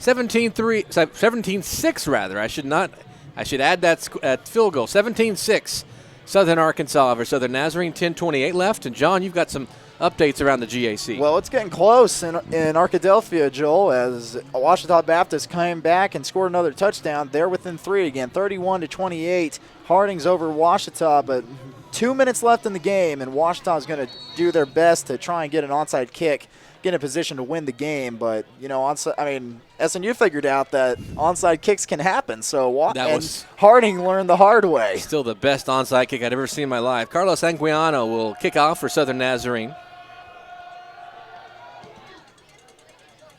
Ball will be taken at about the 11-yard line by Nunnery. He will get up to about the 33-yard line, maybe 34 before he's brought down. So nice return. And the Mule Riders will start there. And once again, as I'm sure that they talked about it in the locker room, they're going to have to find a way to stuff the inside run because Nunnery and Purifoy having a day right now. They're going to have to find a way to stop that and as well get some pressure on the QB. So the Mule Riders come out. 3 receivers far side, 1 near side. Back there with Barrett. Renner. And he throws a short little pass to the left side, about the 39-yard line, complete.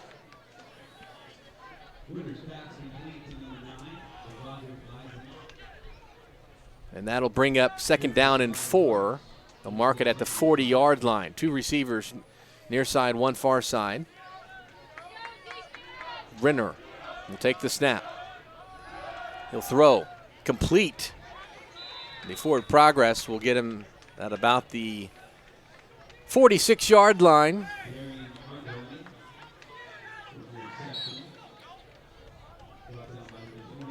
And that will be a 1st down here from the 46-yard line.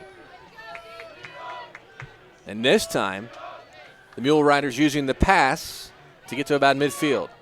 Once again, little pass to number 3, complete. That is Weisheidt, and he will get to the SNU 49, so now they're in Crimson Storm territory. Brings up 2nd down and 5. 9:15 and counting here in the 3rd quarter. Mule Riders with a 17-3 lead over Southern Nazarene. Renner. Over the head of his intended receiver, that was Darian O'Dorn. And so that'll bring up 3rd down and 5 from the SNU 49. And a big 3rd down coming up here. John, you'd like to stop him here on 3rd down here about midfield. Well, once again, if they can get a stop here, SNU gets the ball back and try to get down the field once again. Here comes Renner in the pistol. Snap back to him. Looking up the middle, and he throws it over the intended receiver. Trying to find Tanner Hudson and just threw the ball over his head. Either that or Hudson was not running the right route in the middle. That'll bring up 4th down. Now that's either the quarterback's fault or the receiver's fault, but nevertheless, SNU will take it. But that was not even close to being. Even close. That was. I wonder if that was a bad route because that was thrown way over the head of Hudson. Which is weird because Renner's been for the most part on target. The passes that have not been completed have at least hit the hands of his receivers. And Hudson is the punter, and he goes in the punt formation. Now SNU will have to use their 2nd charge timeout, so 2 timeouts. And you just wonder here having to call timeout in a punt return type situation. Now, we already had an issue in the 1st quarter where a man was trying to get on the field. They didn't have all the punt return people, but these are the type of things that you really can't have. These things have to be gimmies. You force a 3 and out, have your punt return team there. Well, that's just discipline issues for SNU. You've got to know when you're going on, what you're doing, what your job is, and that stuff you figure out within the first week, if not just done during fall camp. This is week number 6 right here. This is week 6. So, and I would think if a lot of teams, as you get to 3rd down, there is a coach or somebody who's involved. This is okay, punt and return. Everybody gets in a place ready to go. So that's going to be tough. Southern Nazarene now down to 1 timeout here in the 3rd quarter. And that'll be costly if they're down in the 4th quarter and need to go down the field for a score. All right, Tanner Hudson to punt. It's going to be kind of a short punt. No. Actually, they're going to fake punt, and it's going to be blocked. And it'll be number 19, Angel Hernandez, got a hold of it at the 35-yard line for Southern Nazarene. I'm not even sure I'd call that a block, Joel. I think he just hit it right into the player, so I'm not even sure I would qualify that as a block. Well, either way, it was a big play for Southern Nazarene, as they're not going to get the ball at the Southern Arkansas 35-yard line, 1st and 10. It looked like a fake, then he actually went ahead and tried to do a little soccer-style punt, and it did not go anywhere. Well, Southern Arkansas has now run 2 punt formations, and I think that one was kind of a read and react kind of punt. Right. Say if you have the play, then go. But if you have a lane, then try and get it. But if you don't, get rid of it. And he just waited for a second too long. 1st and 10 from the 35. Spady to Walker. Walker will be dragged down at the 39. Actually, they mark it at the 38, so loss of 3. Not much going on right there. That'll bring up 2nd down and 13. Brady will come in, replacing Jacoby Hicks for the Crimson Storm. Reed Roloffs will be on the near side. 2 backs back there with Spady. Now in motion, Reese Carlson. Now Spady's going to keep it, looking for some running room, and he's not going to find much. He's going to get to about the 37. A tough gain of 1 for Jacob Spady and Southern Nazarene. It'll bring up 3rd and 12. Now, I know this is a tough down and distance right here, but SNU has to try and find a way to get a first down here. Otherwise, they're going to negate a pretty incredible special teams break. play. Yeah. Exactly. They're going to have to. They're make not really something out of this. And they're not really in a field goal range at this point, so you need to at least get 1 first down here to make something happen. They're in no man's land right now, Joel. I think even if you get close, you still got to go for it on 4th down, but that's just my opinion. Carlson in motion. Spady back to pass. He will throw to Roloffs. Roloffs caught it. No, he did not catch it. He almost caught it. 2 defenders around Roloffs. I thought he might have caught it, but the ball came out right at about the 2-yard line. 2 defenders on that. Jayshon Williams and Dominique Scott. Would have been a heck of a catch for Reed Roloffs, as he was double covered. I mean, that's one of those plays where you're just like, he's made so many great catches. He obviously can make that one. It just didn't pan out that time. Didn't happen that time. And they will have Anguiano punt here at the 37-yard line. No? Yeah. Nobody back. And he's going to punt it. Short punt, but exactly what they need at about the 18-yard line. Might have been able to go a little farther, but it was down by Angel Hernandez. And so SNU unable to convert there off of their great special teams play. It's still 17-6. Southern Arkansas over Southern Nazarene. We're going to keep it right here. So you've flipped the field a little bit, but now the defense has got to get back to work. Got an update for you from Arkadelphia. It's over there. Okay. Harding pulls it out, 31-28. Apparently they learned their lesson from SNU and got the onside kick. There you go. All right, Renner, low snap, picks it up off the ground, throws it, has a man off the fingertips of Sidney Moore, who had gotten past his coverage, Derek Carmouche. And it's incomplete. 2nd down and 10 from the 18. And that SNU's lucky that was just beyond him, because he straight up bobbled the snap and had an op and he bobbled it. I think he picked it up off the ground. He did. He bobbled it, picked it off the ground, and still got a pass off and almost completed it. So SNU should count their blessings. He was just off target. 2 receivers near side, 2 backs in the backfield with Renner. Now 2 of the backs will move over to the right side. SNU's defensive line will adjust. Renner hands it off. This is Nunnery, and he will get to about the 22-yard line. That'll be a pickup of about 4. Brings up 3rd down. If I'm SNU, please make sure the punt return team is ready to go. It's third down. Third down and 7 officially. Some personnel changes for Southern Nazarene. Now brings up to 3rd and 7 from the 21. 3 receivers near side, 1 far side, 1 back there with Renner. He takes the snap. Once again, it was low. Looking, finds a man wide open. And that's number 3, Weisheidt. Weisheidt at the 40. Now at the 42, the 38-yard line of SNU. He was wide open at about the 43-yard line on the near side. Probably about a man within 5 yards of him. And they cash in. And now 1st and 10 from the SNU 39. So a blown coverage right there to get Weisheidt open. Now Southern Arkansas on the move again. It's 17-6 with about 6 minutes left to play in the third quarter. Renner takes the snap, hands it off to Nunnery, who will barrel, as he has done all game, down to the 29-yard line. That'll bring up 2nd down. Actually, rather, that'll be a 1st down.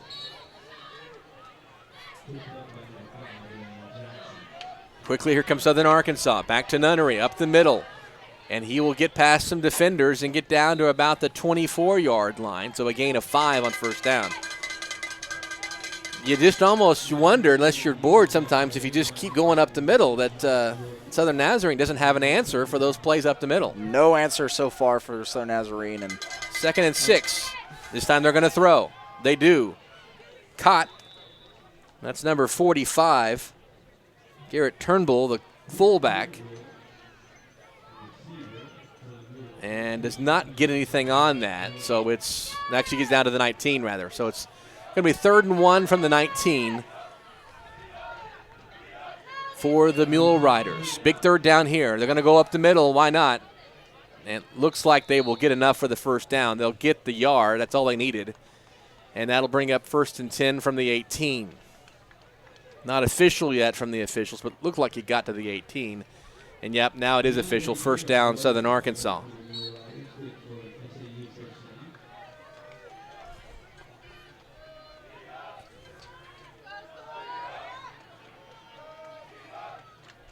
First down play. They'll give it to Nunnery. And he will dive forward. That's actually Purifoy, who's also had a very good game running the ball. And he will gain 3. 2nd and 7 from the 15. 2 receivers near side, 1 on the far side. Purifoy in the backfield with Renner. Renner changing the play, telling his offensive line about the change. They adjust their splits. Now, will throw into the end zone, incomplete. Just a little bit too far for his receiver to go there in the left corner of the end zone. That'll bring up 3rd down and 7. And now, if SNU can force them to another field goal, that would be very, very advantageous. That's all you can do right now. That's all you can do, except for a turnover, which is the preferred way of here. But SNU could use a turnover right here. But SNU would be in a position to tie up the game for sure. 3rd and 7 from the 15. Renner takes the low snap, throws. And it is incomplete. No flags. Carmouche locked up with Tanner Hudson. Good coverage right there by Carmouche and brings up 4th down. So this is what you talked about, John, forcing the field goal. Well, SNU knows how to come back in the 4th quarter. We've seen that whenever they played East Central, and then when they played Harding, they know how to come back, and this would put them in a position to do that. They will need to start getting some touchdowns, though, to make that happen. Grims will kick the ball. It'll be about a 31-yard field goal attempt. And it will be good. And that'll make it 20-6, Southern Arkansas over Southern Nazarene. 3:53 left to play in the third quarter. And this is SNUathletics.com.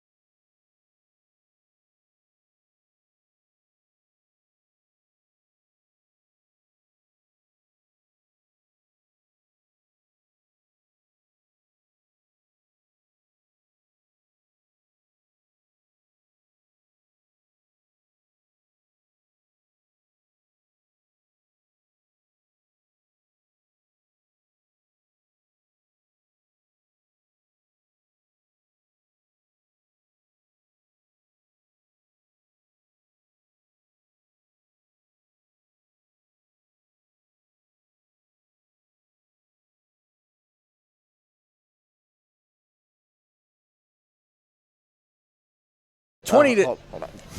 It's 20-6. Southern Arkansas over Southern Nazarene. 3:53 left to play in the contest. Actually, in the third quarter. By the way, we understand that the play clock camera is having some technical difficulties. We're working with our talented and large team of technicians to figure that out. And we'll have some scores here coming up from John in the GAC here in a second. But the first kickoff upcoming from Bradford Grims. After the field goal for Southern Arkansas. Kicks it. Davis will get back in his own end zone, take it about 2 yards deep to the 10, 15, 20. Cuts back. Now has gotten past the men. 35, 50, 45. Brought down at the SNU, Southern Arkansas 38. There is a flag down on the tackle. Don't know if they're going to get Davis on the stiff arm or he got his hand into the face mask or if that will be against Southern Arkansas. You hope it's against the Mule Riders after a great return by Jekyll Davis. The freshman playing well.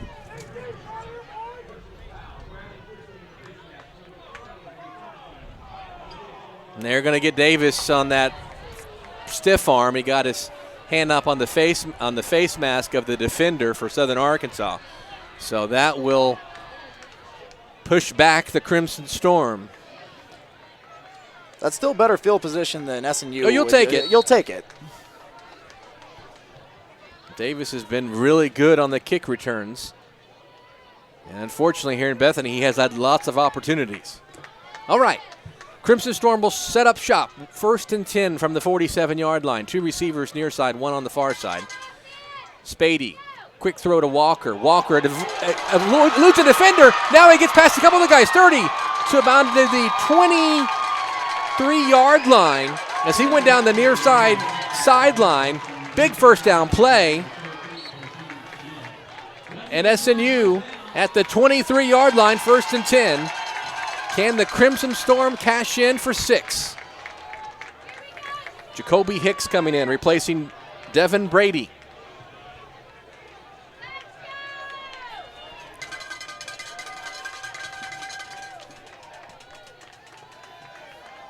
One receiver near far side, 2 receivers near side.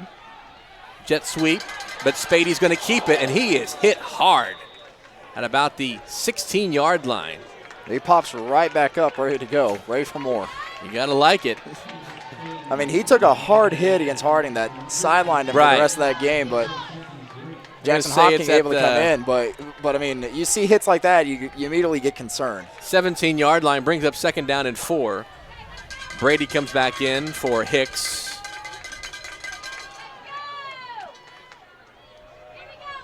One receiver either side, 2 backs back there, Carlson and Ramos with Jacob Spady. In motion, Walker. They will give it to Carlson. Carlson cuts upfield, and he will get to about the 11, maybe 12, so gain of 3. That'll be enough for the first down. So they're going to mark it. Where are they marking the ball? They're marking 12? Yeah, marking them just about the 12-yard line. So 1st and 10 from the 12-yard line. Southern Nazarene in the red zone again. One receiver either side. Actually, one receiver to the near side. 2 backs. They give it to Spady. He will keep it on the jet sweep option, and it will get down to about, well, they're marking it right at the 12, so maybe you got a half yard on that. 2nd down and 9, maybe. Maybe 2nd and 9.5 from the 11.5. All right, they're inside the red zone here, and it looks like they really want to run the ball for this. That's what they're going to do. They want to run the ball, but I'm not sure that's the smartest idea due to just how stout they've been inside the red zone. I would normally, if I was the guy with the clipboard down there, I'd be looking for a boot off to the read roll-offs on the wide far side of the field. They will hand the ball off. That's Reese Carlson. He will get in to about the 5, maybe down to the 4. I'm trying to see where they are. They're trying to pile the bodies there, and it looks like it's at about the 5.5. Still about 3 yards to go for the first down. 47 seconds left to play in the third quarter. Now this is an interesting spot because this is where SNU made the most out of the game-winning touchdown against East Central, right around this area, and it was a read option to Spady, who went to the wide end. So he's got that wide end pretty much all alone with the exception of that outside linebacker. Let's see what Spady does to Walker. Walker trying to cut upfield. The ball comes out, and it'll be recovered. Now it's bumbled and stumbled and out of bounds. Not what you wanted to have happen. As it went back out of bounds at about the 19-yard line, and so nobody ever got possession for it from Southern Arkansas. So SNU will be backed up at their 19 for fourth down. That'll bring up 4th and 17. Walker just really wasn't able to cut upfield, and the ball came loose. Nope, and he's been able to shift around back there in the open field. So that time, Southern Arkansas kind of knew what he was doing and kind of just knocked the ball loose. So 4th and 17 from the 19, and that's going to be the end of the third quarter. And we will have that fourth down coming up in the fourth quarter. 20-6 the score. Southern Arkansas over Southern Nazarene. Heading to the fourth quarter here on SNUathletics.com.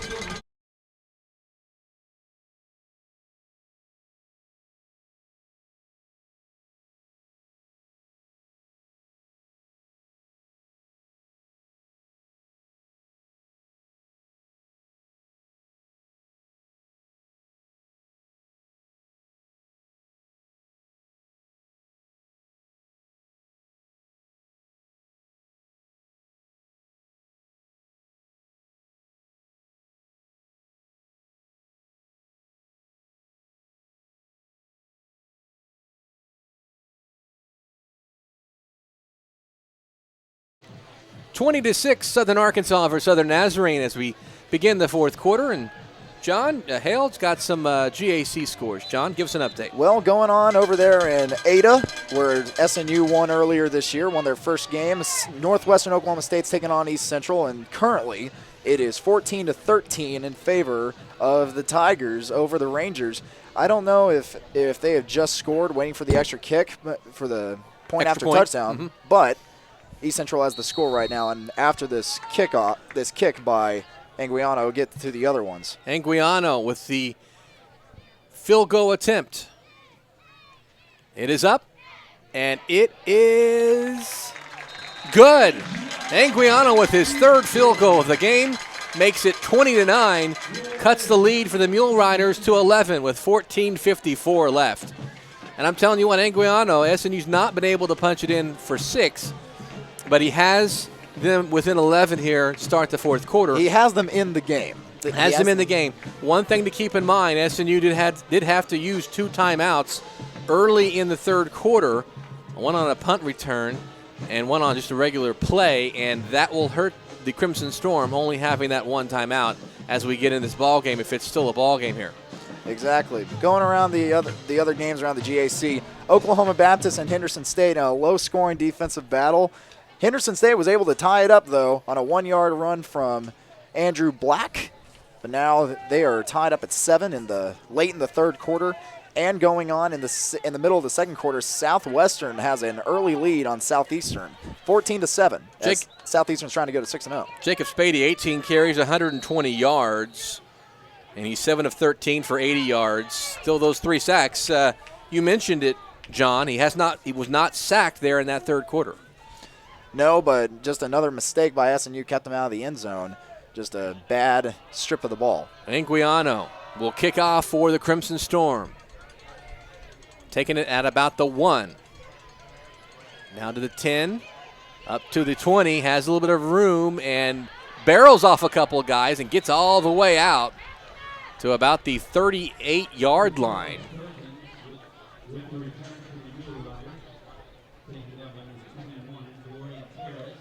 And that's where Southern Arkansas will set up shop. Mark at the 36. Took that ball at the 1 and just kind of knocked off a couple guys pinball style, and they were able to get to the 36. So 1st and 10 for 36, 3 receivers near side. Pistol formation. And then once again, up the middle. I think he may have been given a few extra yards after the help came in for the Crimson Storm. Could have been. And then, of course, Purifoy barrels through for 5. I'm telling these guys, they keep the feet moving really well. Southern Arkansas does, and they've been able to go up the middle that way, and they did that well on that kickoff return. 3 receivers near side. One back there with Barrett Renner. Renner hands it off. Like that may be Purifoy again. And he will get down to about the 42-yard line. It'll bring up 3rd down and 4. Quickly, Southern Arkansas lining back up. 13:58, just underway here in the 4th quarter. Crimson Storm trail Southern Arkansas 20-9. 3 field goals for SNU. 2 receivers near side. Actually, 3 receivers near side. Now Renner will go back the other side. And great play by SNU. That's number 21. That's Dorian Harris, who goes back on the backside throw to Tanner Hudson. There were not a lot of SNU players around there, so if he doesn't make that tackle, that's a big gain. That's a touchdown. I'm going to say it right now. If Harris does not make that play, that is a touchdown, Southern Arkansas. And Harris makes the play, the sophomore from Mansfield, Texas, and that'll bring up 4th down. So a big play by Harris and SNU with a big stop here in the 4th quarter. Nate Walker back to receive this punt by Tanner Hudson. He boots it. This is a good one. He'll get it at about the 10. Avoids a defender. Off another one. Now he's to the 25, 30, 35, 40, 45, 50. Down the sideline. 40, 30. Pass into the man. Gets into the man. Down to the 18-yard line. Big and time. SNU is in business, ladies and gentlemen. We got a Southern Arkansas. We got a Southern Arkansas player down there, but no flag on the play. That's a legitimate return right there. Nothing stopping the SNU Crimson Storm on that one. And if SNU wins this, it's all special teams. They come back to win this one. Stefan Seals, the injured mule rider. He's in about at the 34-yard line of SNU. What a play. Special teams have played a big role, and you got to also talk about Anguiano's 3 field goals, which have kept SNU in this ball game.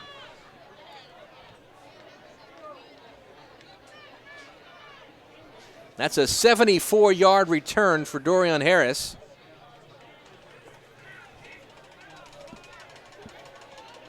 Crimson Storm trying to cash in here. Once again, John, they're in the red zone.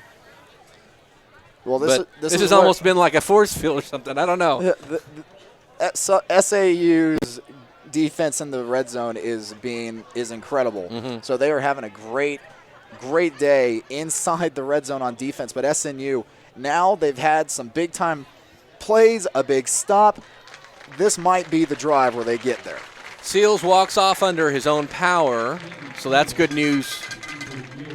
Looks like he's kind of nursing an arm, I think. Could be. Well, he seemed like he's moving both of them pretty well now. I don't moving a little gingerly, but hopefully he's all right. All right, Southern Nazarene will start 1st and 10 from their 16 after that 74-yard punt return by Dorian Harris. And here come Jacob Spady and the Crimson Storm. Receiver on either side. 2 backs back there. That's Ramos and Carlson. Zach Walker on the near side. And I believe Jacoby Hicks on the far side. See what the Crimson Storm can do with this. Walker in motion. Spady will keep it up the middle, and he will barrel through almost to the 10. I think they'll mark it at about the 11-yard line. So a gain of about 5 on 1st down. That'll bring up 2nd down and 5.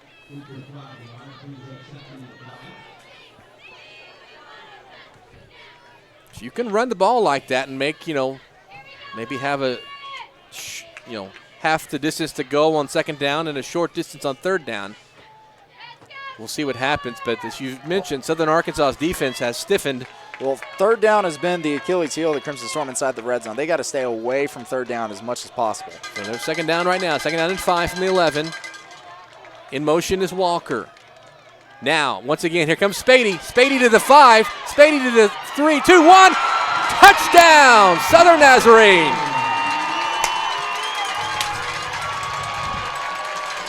Jacob Spady, 11-yard run.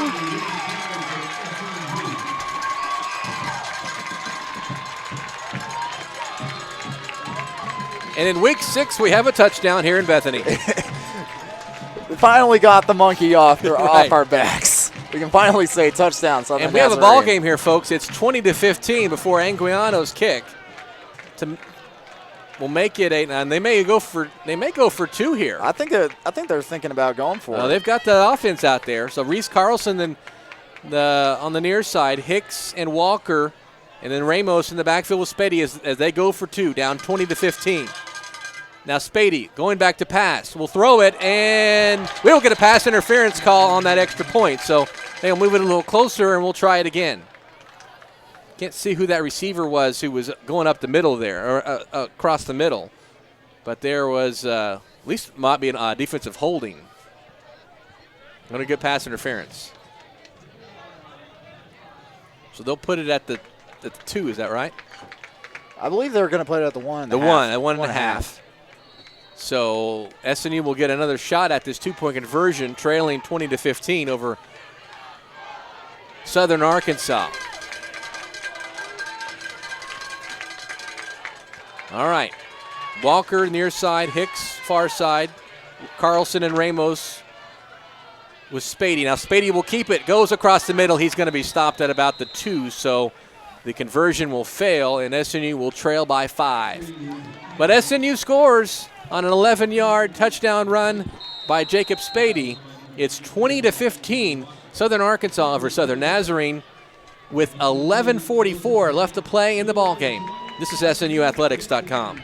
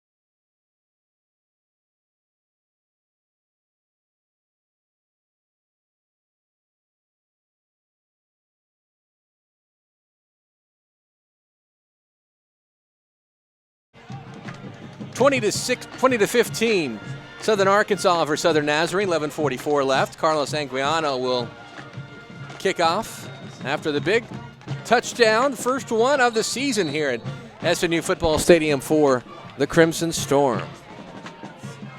A 5-point ball game. The conversion failed for Southern Nazarene. We'll see what happens here in the last 11 minutes and 44 seconds of this contest. Kick up coming from Anguiano. It'll be taken at about the 1-yard line. And with some running room, and that's number 4, Sidney Moore. And he will get to about the, they're going to mark it about the 31, 32-yard line. 11:36 left to play, and Southern Arkansas will set up from there, about the, actually rather 29. Well, SNU will be looking for another stop to try and get 3 3-and-outs in a row. But, I mean, it's not – I mean, if SNU can't get a 3-and-out straight off the bat, it's not like the world's going to end. 3 receivers far side, handoff to Purifoy. He will be wrapped up after maybe a gain of 1 or 2. I believe that's Biletek down there. Biletek with the tackle. Brings up second down. Looks like it's a loss, so he'll actually lose one. Be second and 11 from the 28. So, and once again, they went to the outside and not much going, but they have lived running up the middle against Southern Nazarene. They find all their success running between the tackles. I don't know why they would run outside because SNU's ready to meet them. Here comes Renner, throws it off to number 3. He will get some yardage, a first down. We do have a late flag. I believe this That's one's gonna be a Jonathan hold. Weisheidt, so a hold possibly. We'll see what the call is here. This looks like it's going to come back for a hold.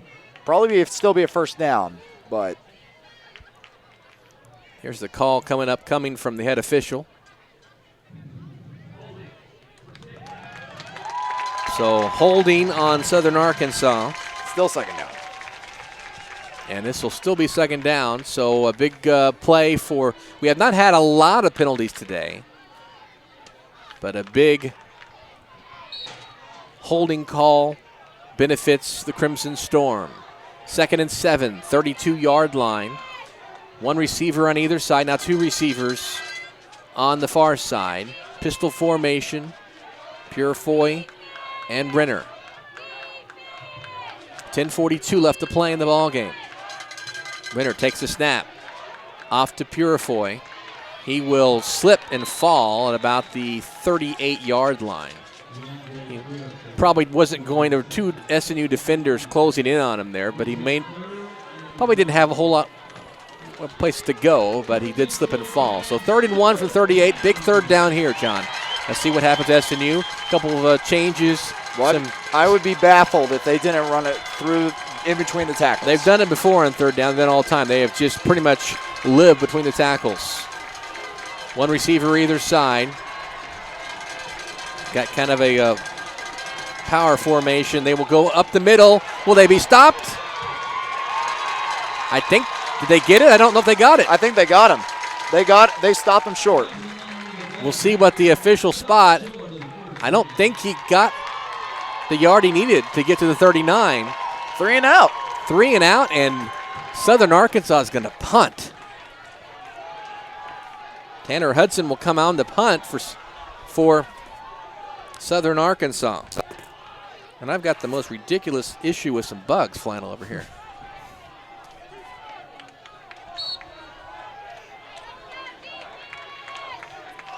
.919 and counting. Hudson.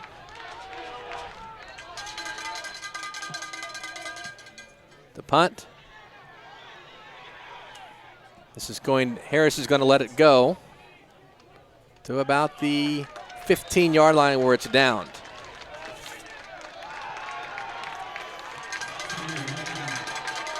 And SNU will start off 1st and 10 from the 15. All right, so you had the big punt return, which really helped you out, and you get the 11-yard touchdown run. You're down by 5. 9 minutes left here. Now you're going to have to go 85 yards to get in there for the end zone. So now SNU really, what are you expecting here? Well, I'm expecting them just to run business as usual. Nothing too fancy. But I would expect them to be going with a little bit more sense of urgency because they realize that they have to score a touchdown right now. That since they missed the 2-point conversion, field goals out of the question. They've got to score a touchdown. So 9 minutes left, 20-15. Here comes the SNU offense. Spady will keep it, and he will get down to about the 17-yard line. Maybe the 18-yard line. So a gain of 3 on 1st down.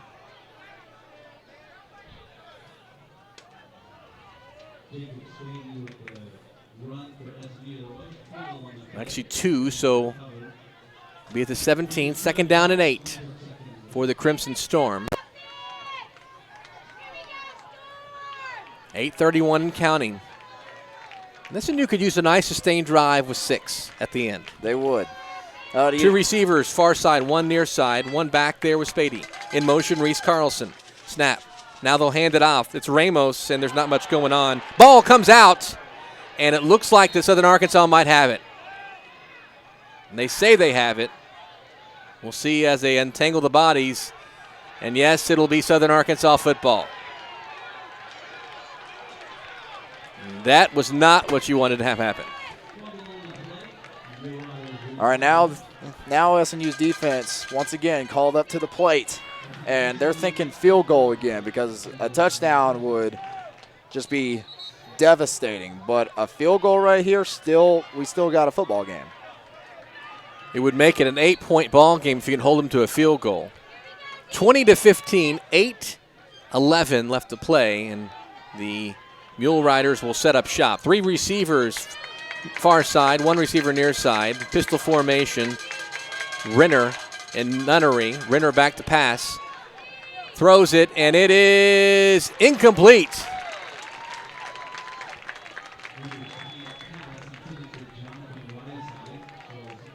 Like it was number 22, I think, on the coverage there for SNU. Daniel Flynn. He will come out. It'll be 2nd down and 10 from the 18.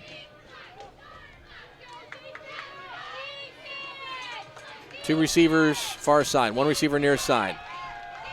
Renner throws. It will be caught. Lancaster, he will get finally brought down at about the 1-yard line. And so now it'll be 1st and goal from the 1.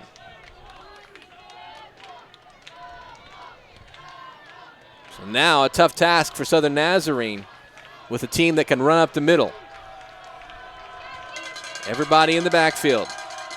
It'll be number 11, that's Tanner Hudson. He will be in for the touchdown. He took the direct snap instead of Renner, and they will go in for the score. It'll be 26-15 with the extra point upcoming. So Southern Arkansas cashes in after the turnover. And upcoming the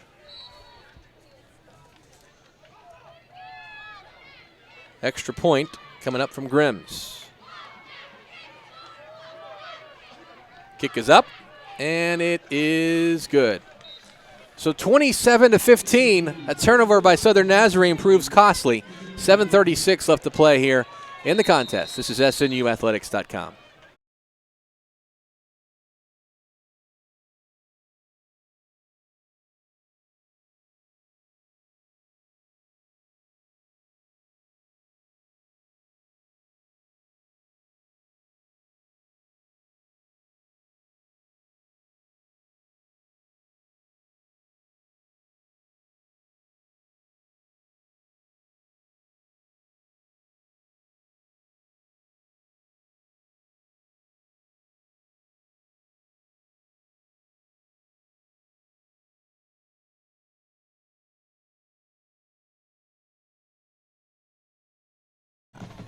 All right, it's 27-15, Southern Arkansas over Southern Nazarene, 7:36 left, and John's got some updates around the GAC. Well, at the start of the second half, East Central is still up on the Northwestern Oklahoma State Rangers by a score of 14-13 as they start quarter number 3.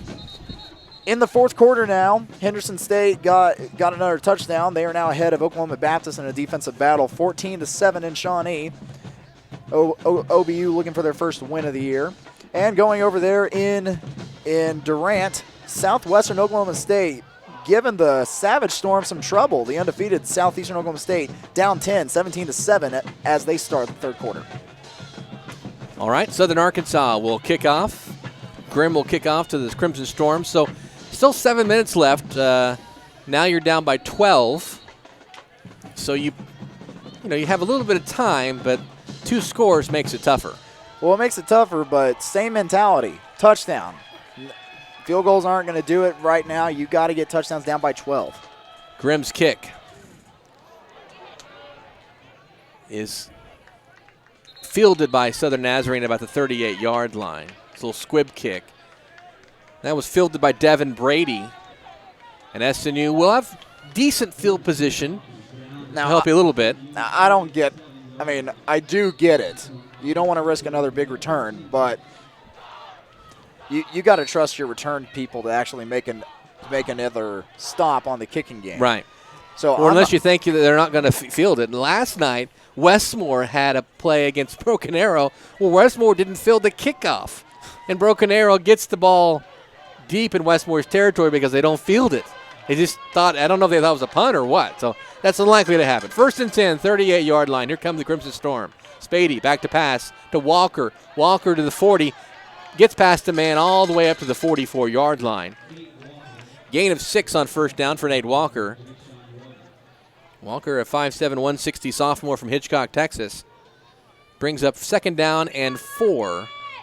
SNU trying to get back on the board here.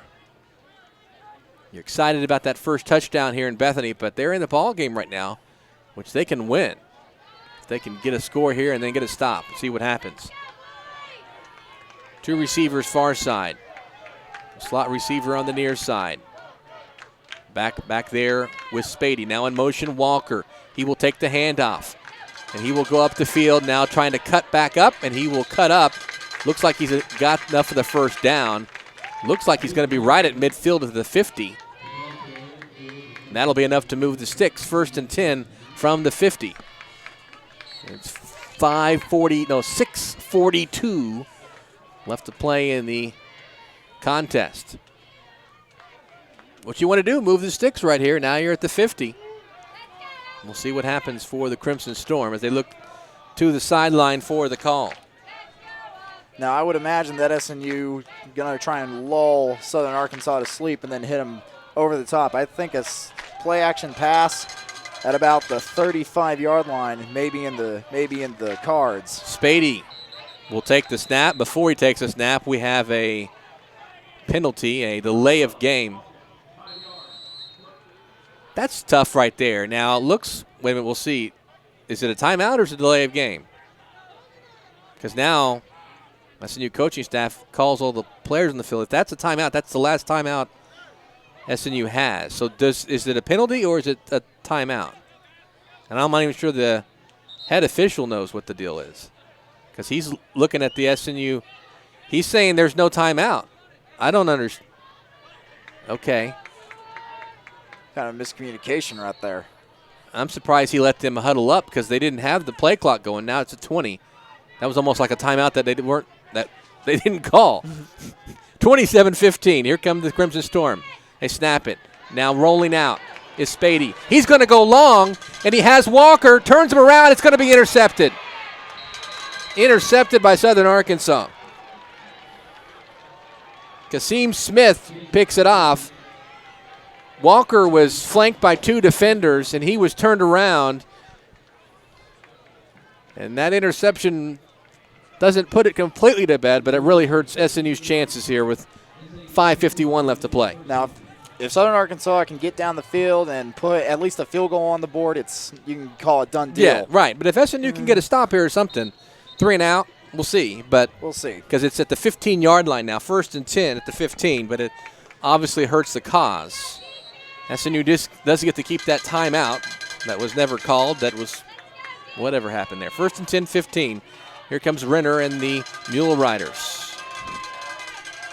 Man in motion. Pitches it to him. And he will not get much. Now, if you're but more importantly, the clock keeps running. If you're Southern Nazarene, you want to be thinking turnover at any cost. Absolutely. What you'd like right now is for the Mule Riders to throw the football and see if you can get a pick 6. But if you're Southern Arkansas, going to stay conservative and keep that clock moving. All right, 2 receivers on the near side, 1 on the far side, 2 backs back there with Renner.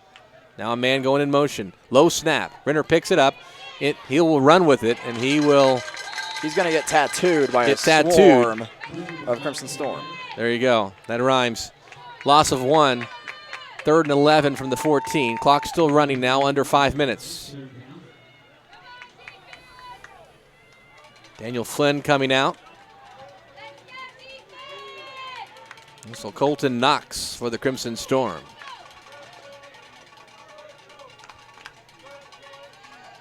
All right, 2 receivers on the near side, 3 receivers rather, back there with Barrett in the pistol formation. Barrett takes a snap, rolls out, looking for a man, throws it, caught in the middle of the field. That's number 3. That's Weisenheit. and he will be finally dragged down at about the 25-yard line. It looks like it's going to be enough for the first down. It was going to be close, but they are moving the sticks. So first down, Southern Arkansas. Now 4:15, the clock keeps moving. The clock now is the enemy of the Crimson Storm. All right, one receiver either side. Two backs back there with Barrett. He will hand it off up the middle. And we'll get about 2 or 3 yards. That is Purifoy. And DeAndre Purifoy has, along with Michael Nunnery, have had quite the game up the middle for Southern Arkansas. 27-15. And the clock keeps moving. 3:36. Receiver on either side.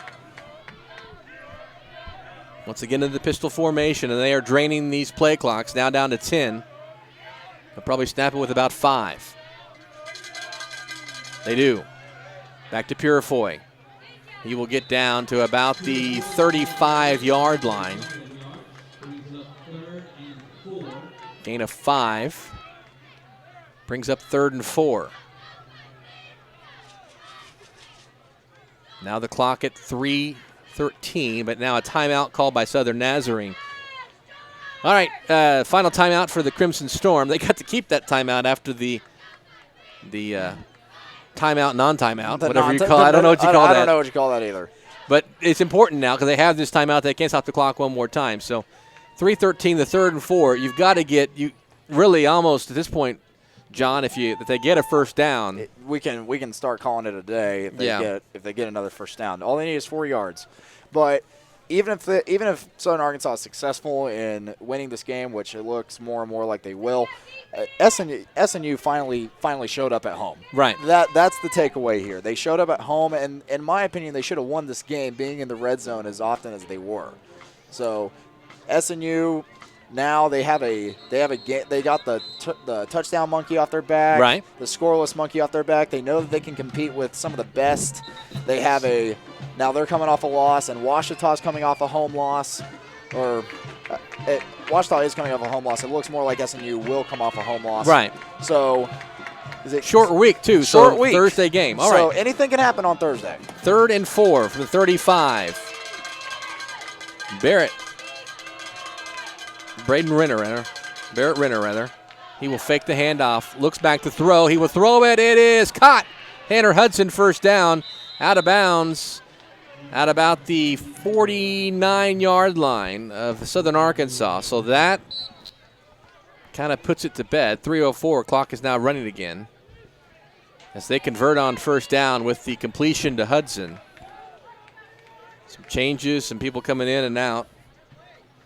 Coming in, Angel Hernandez replacing Noah Wells. Under 3 minutes.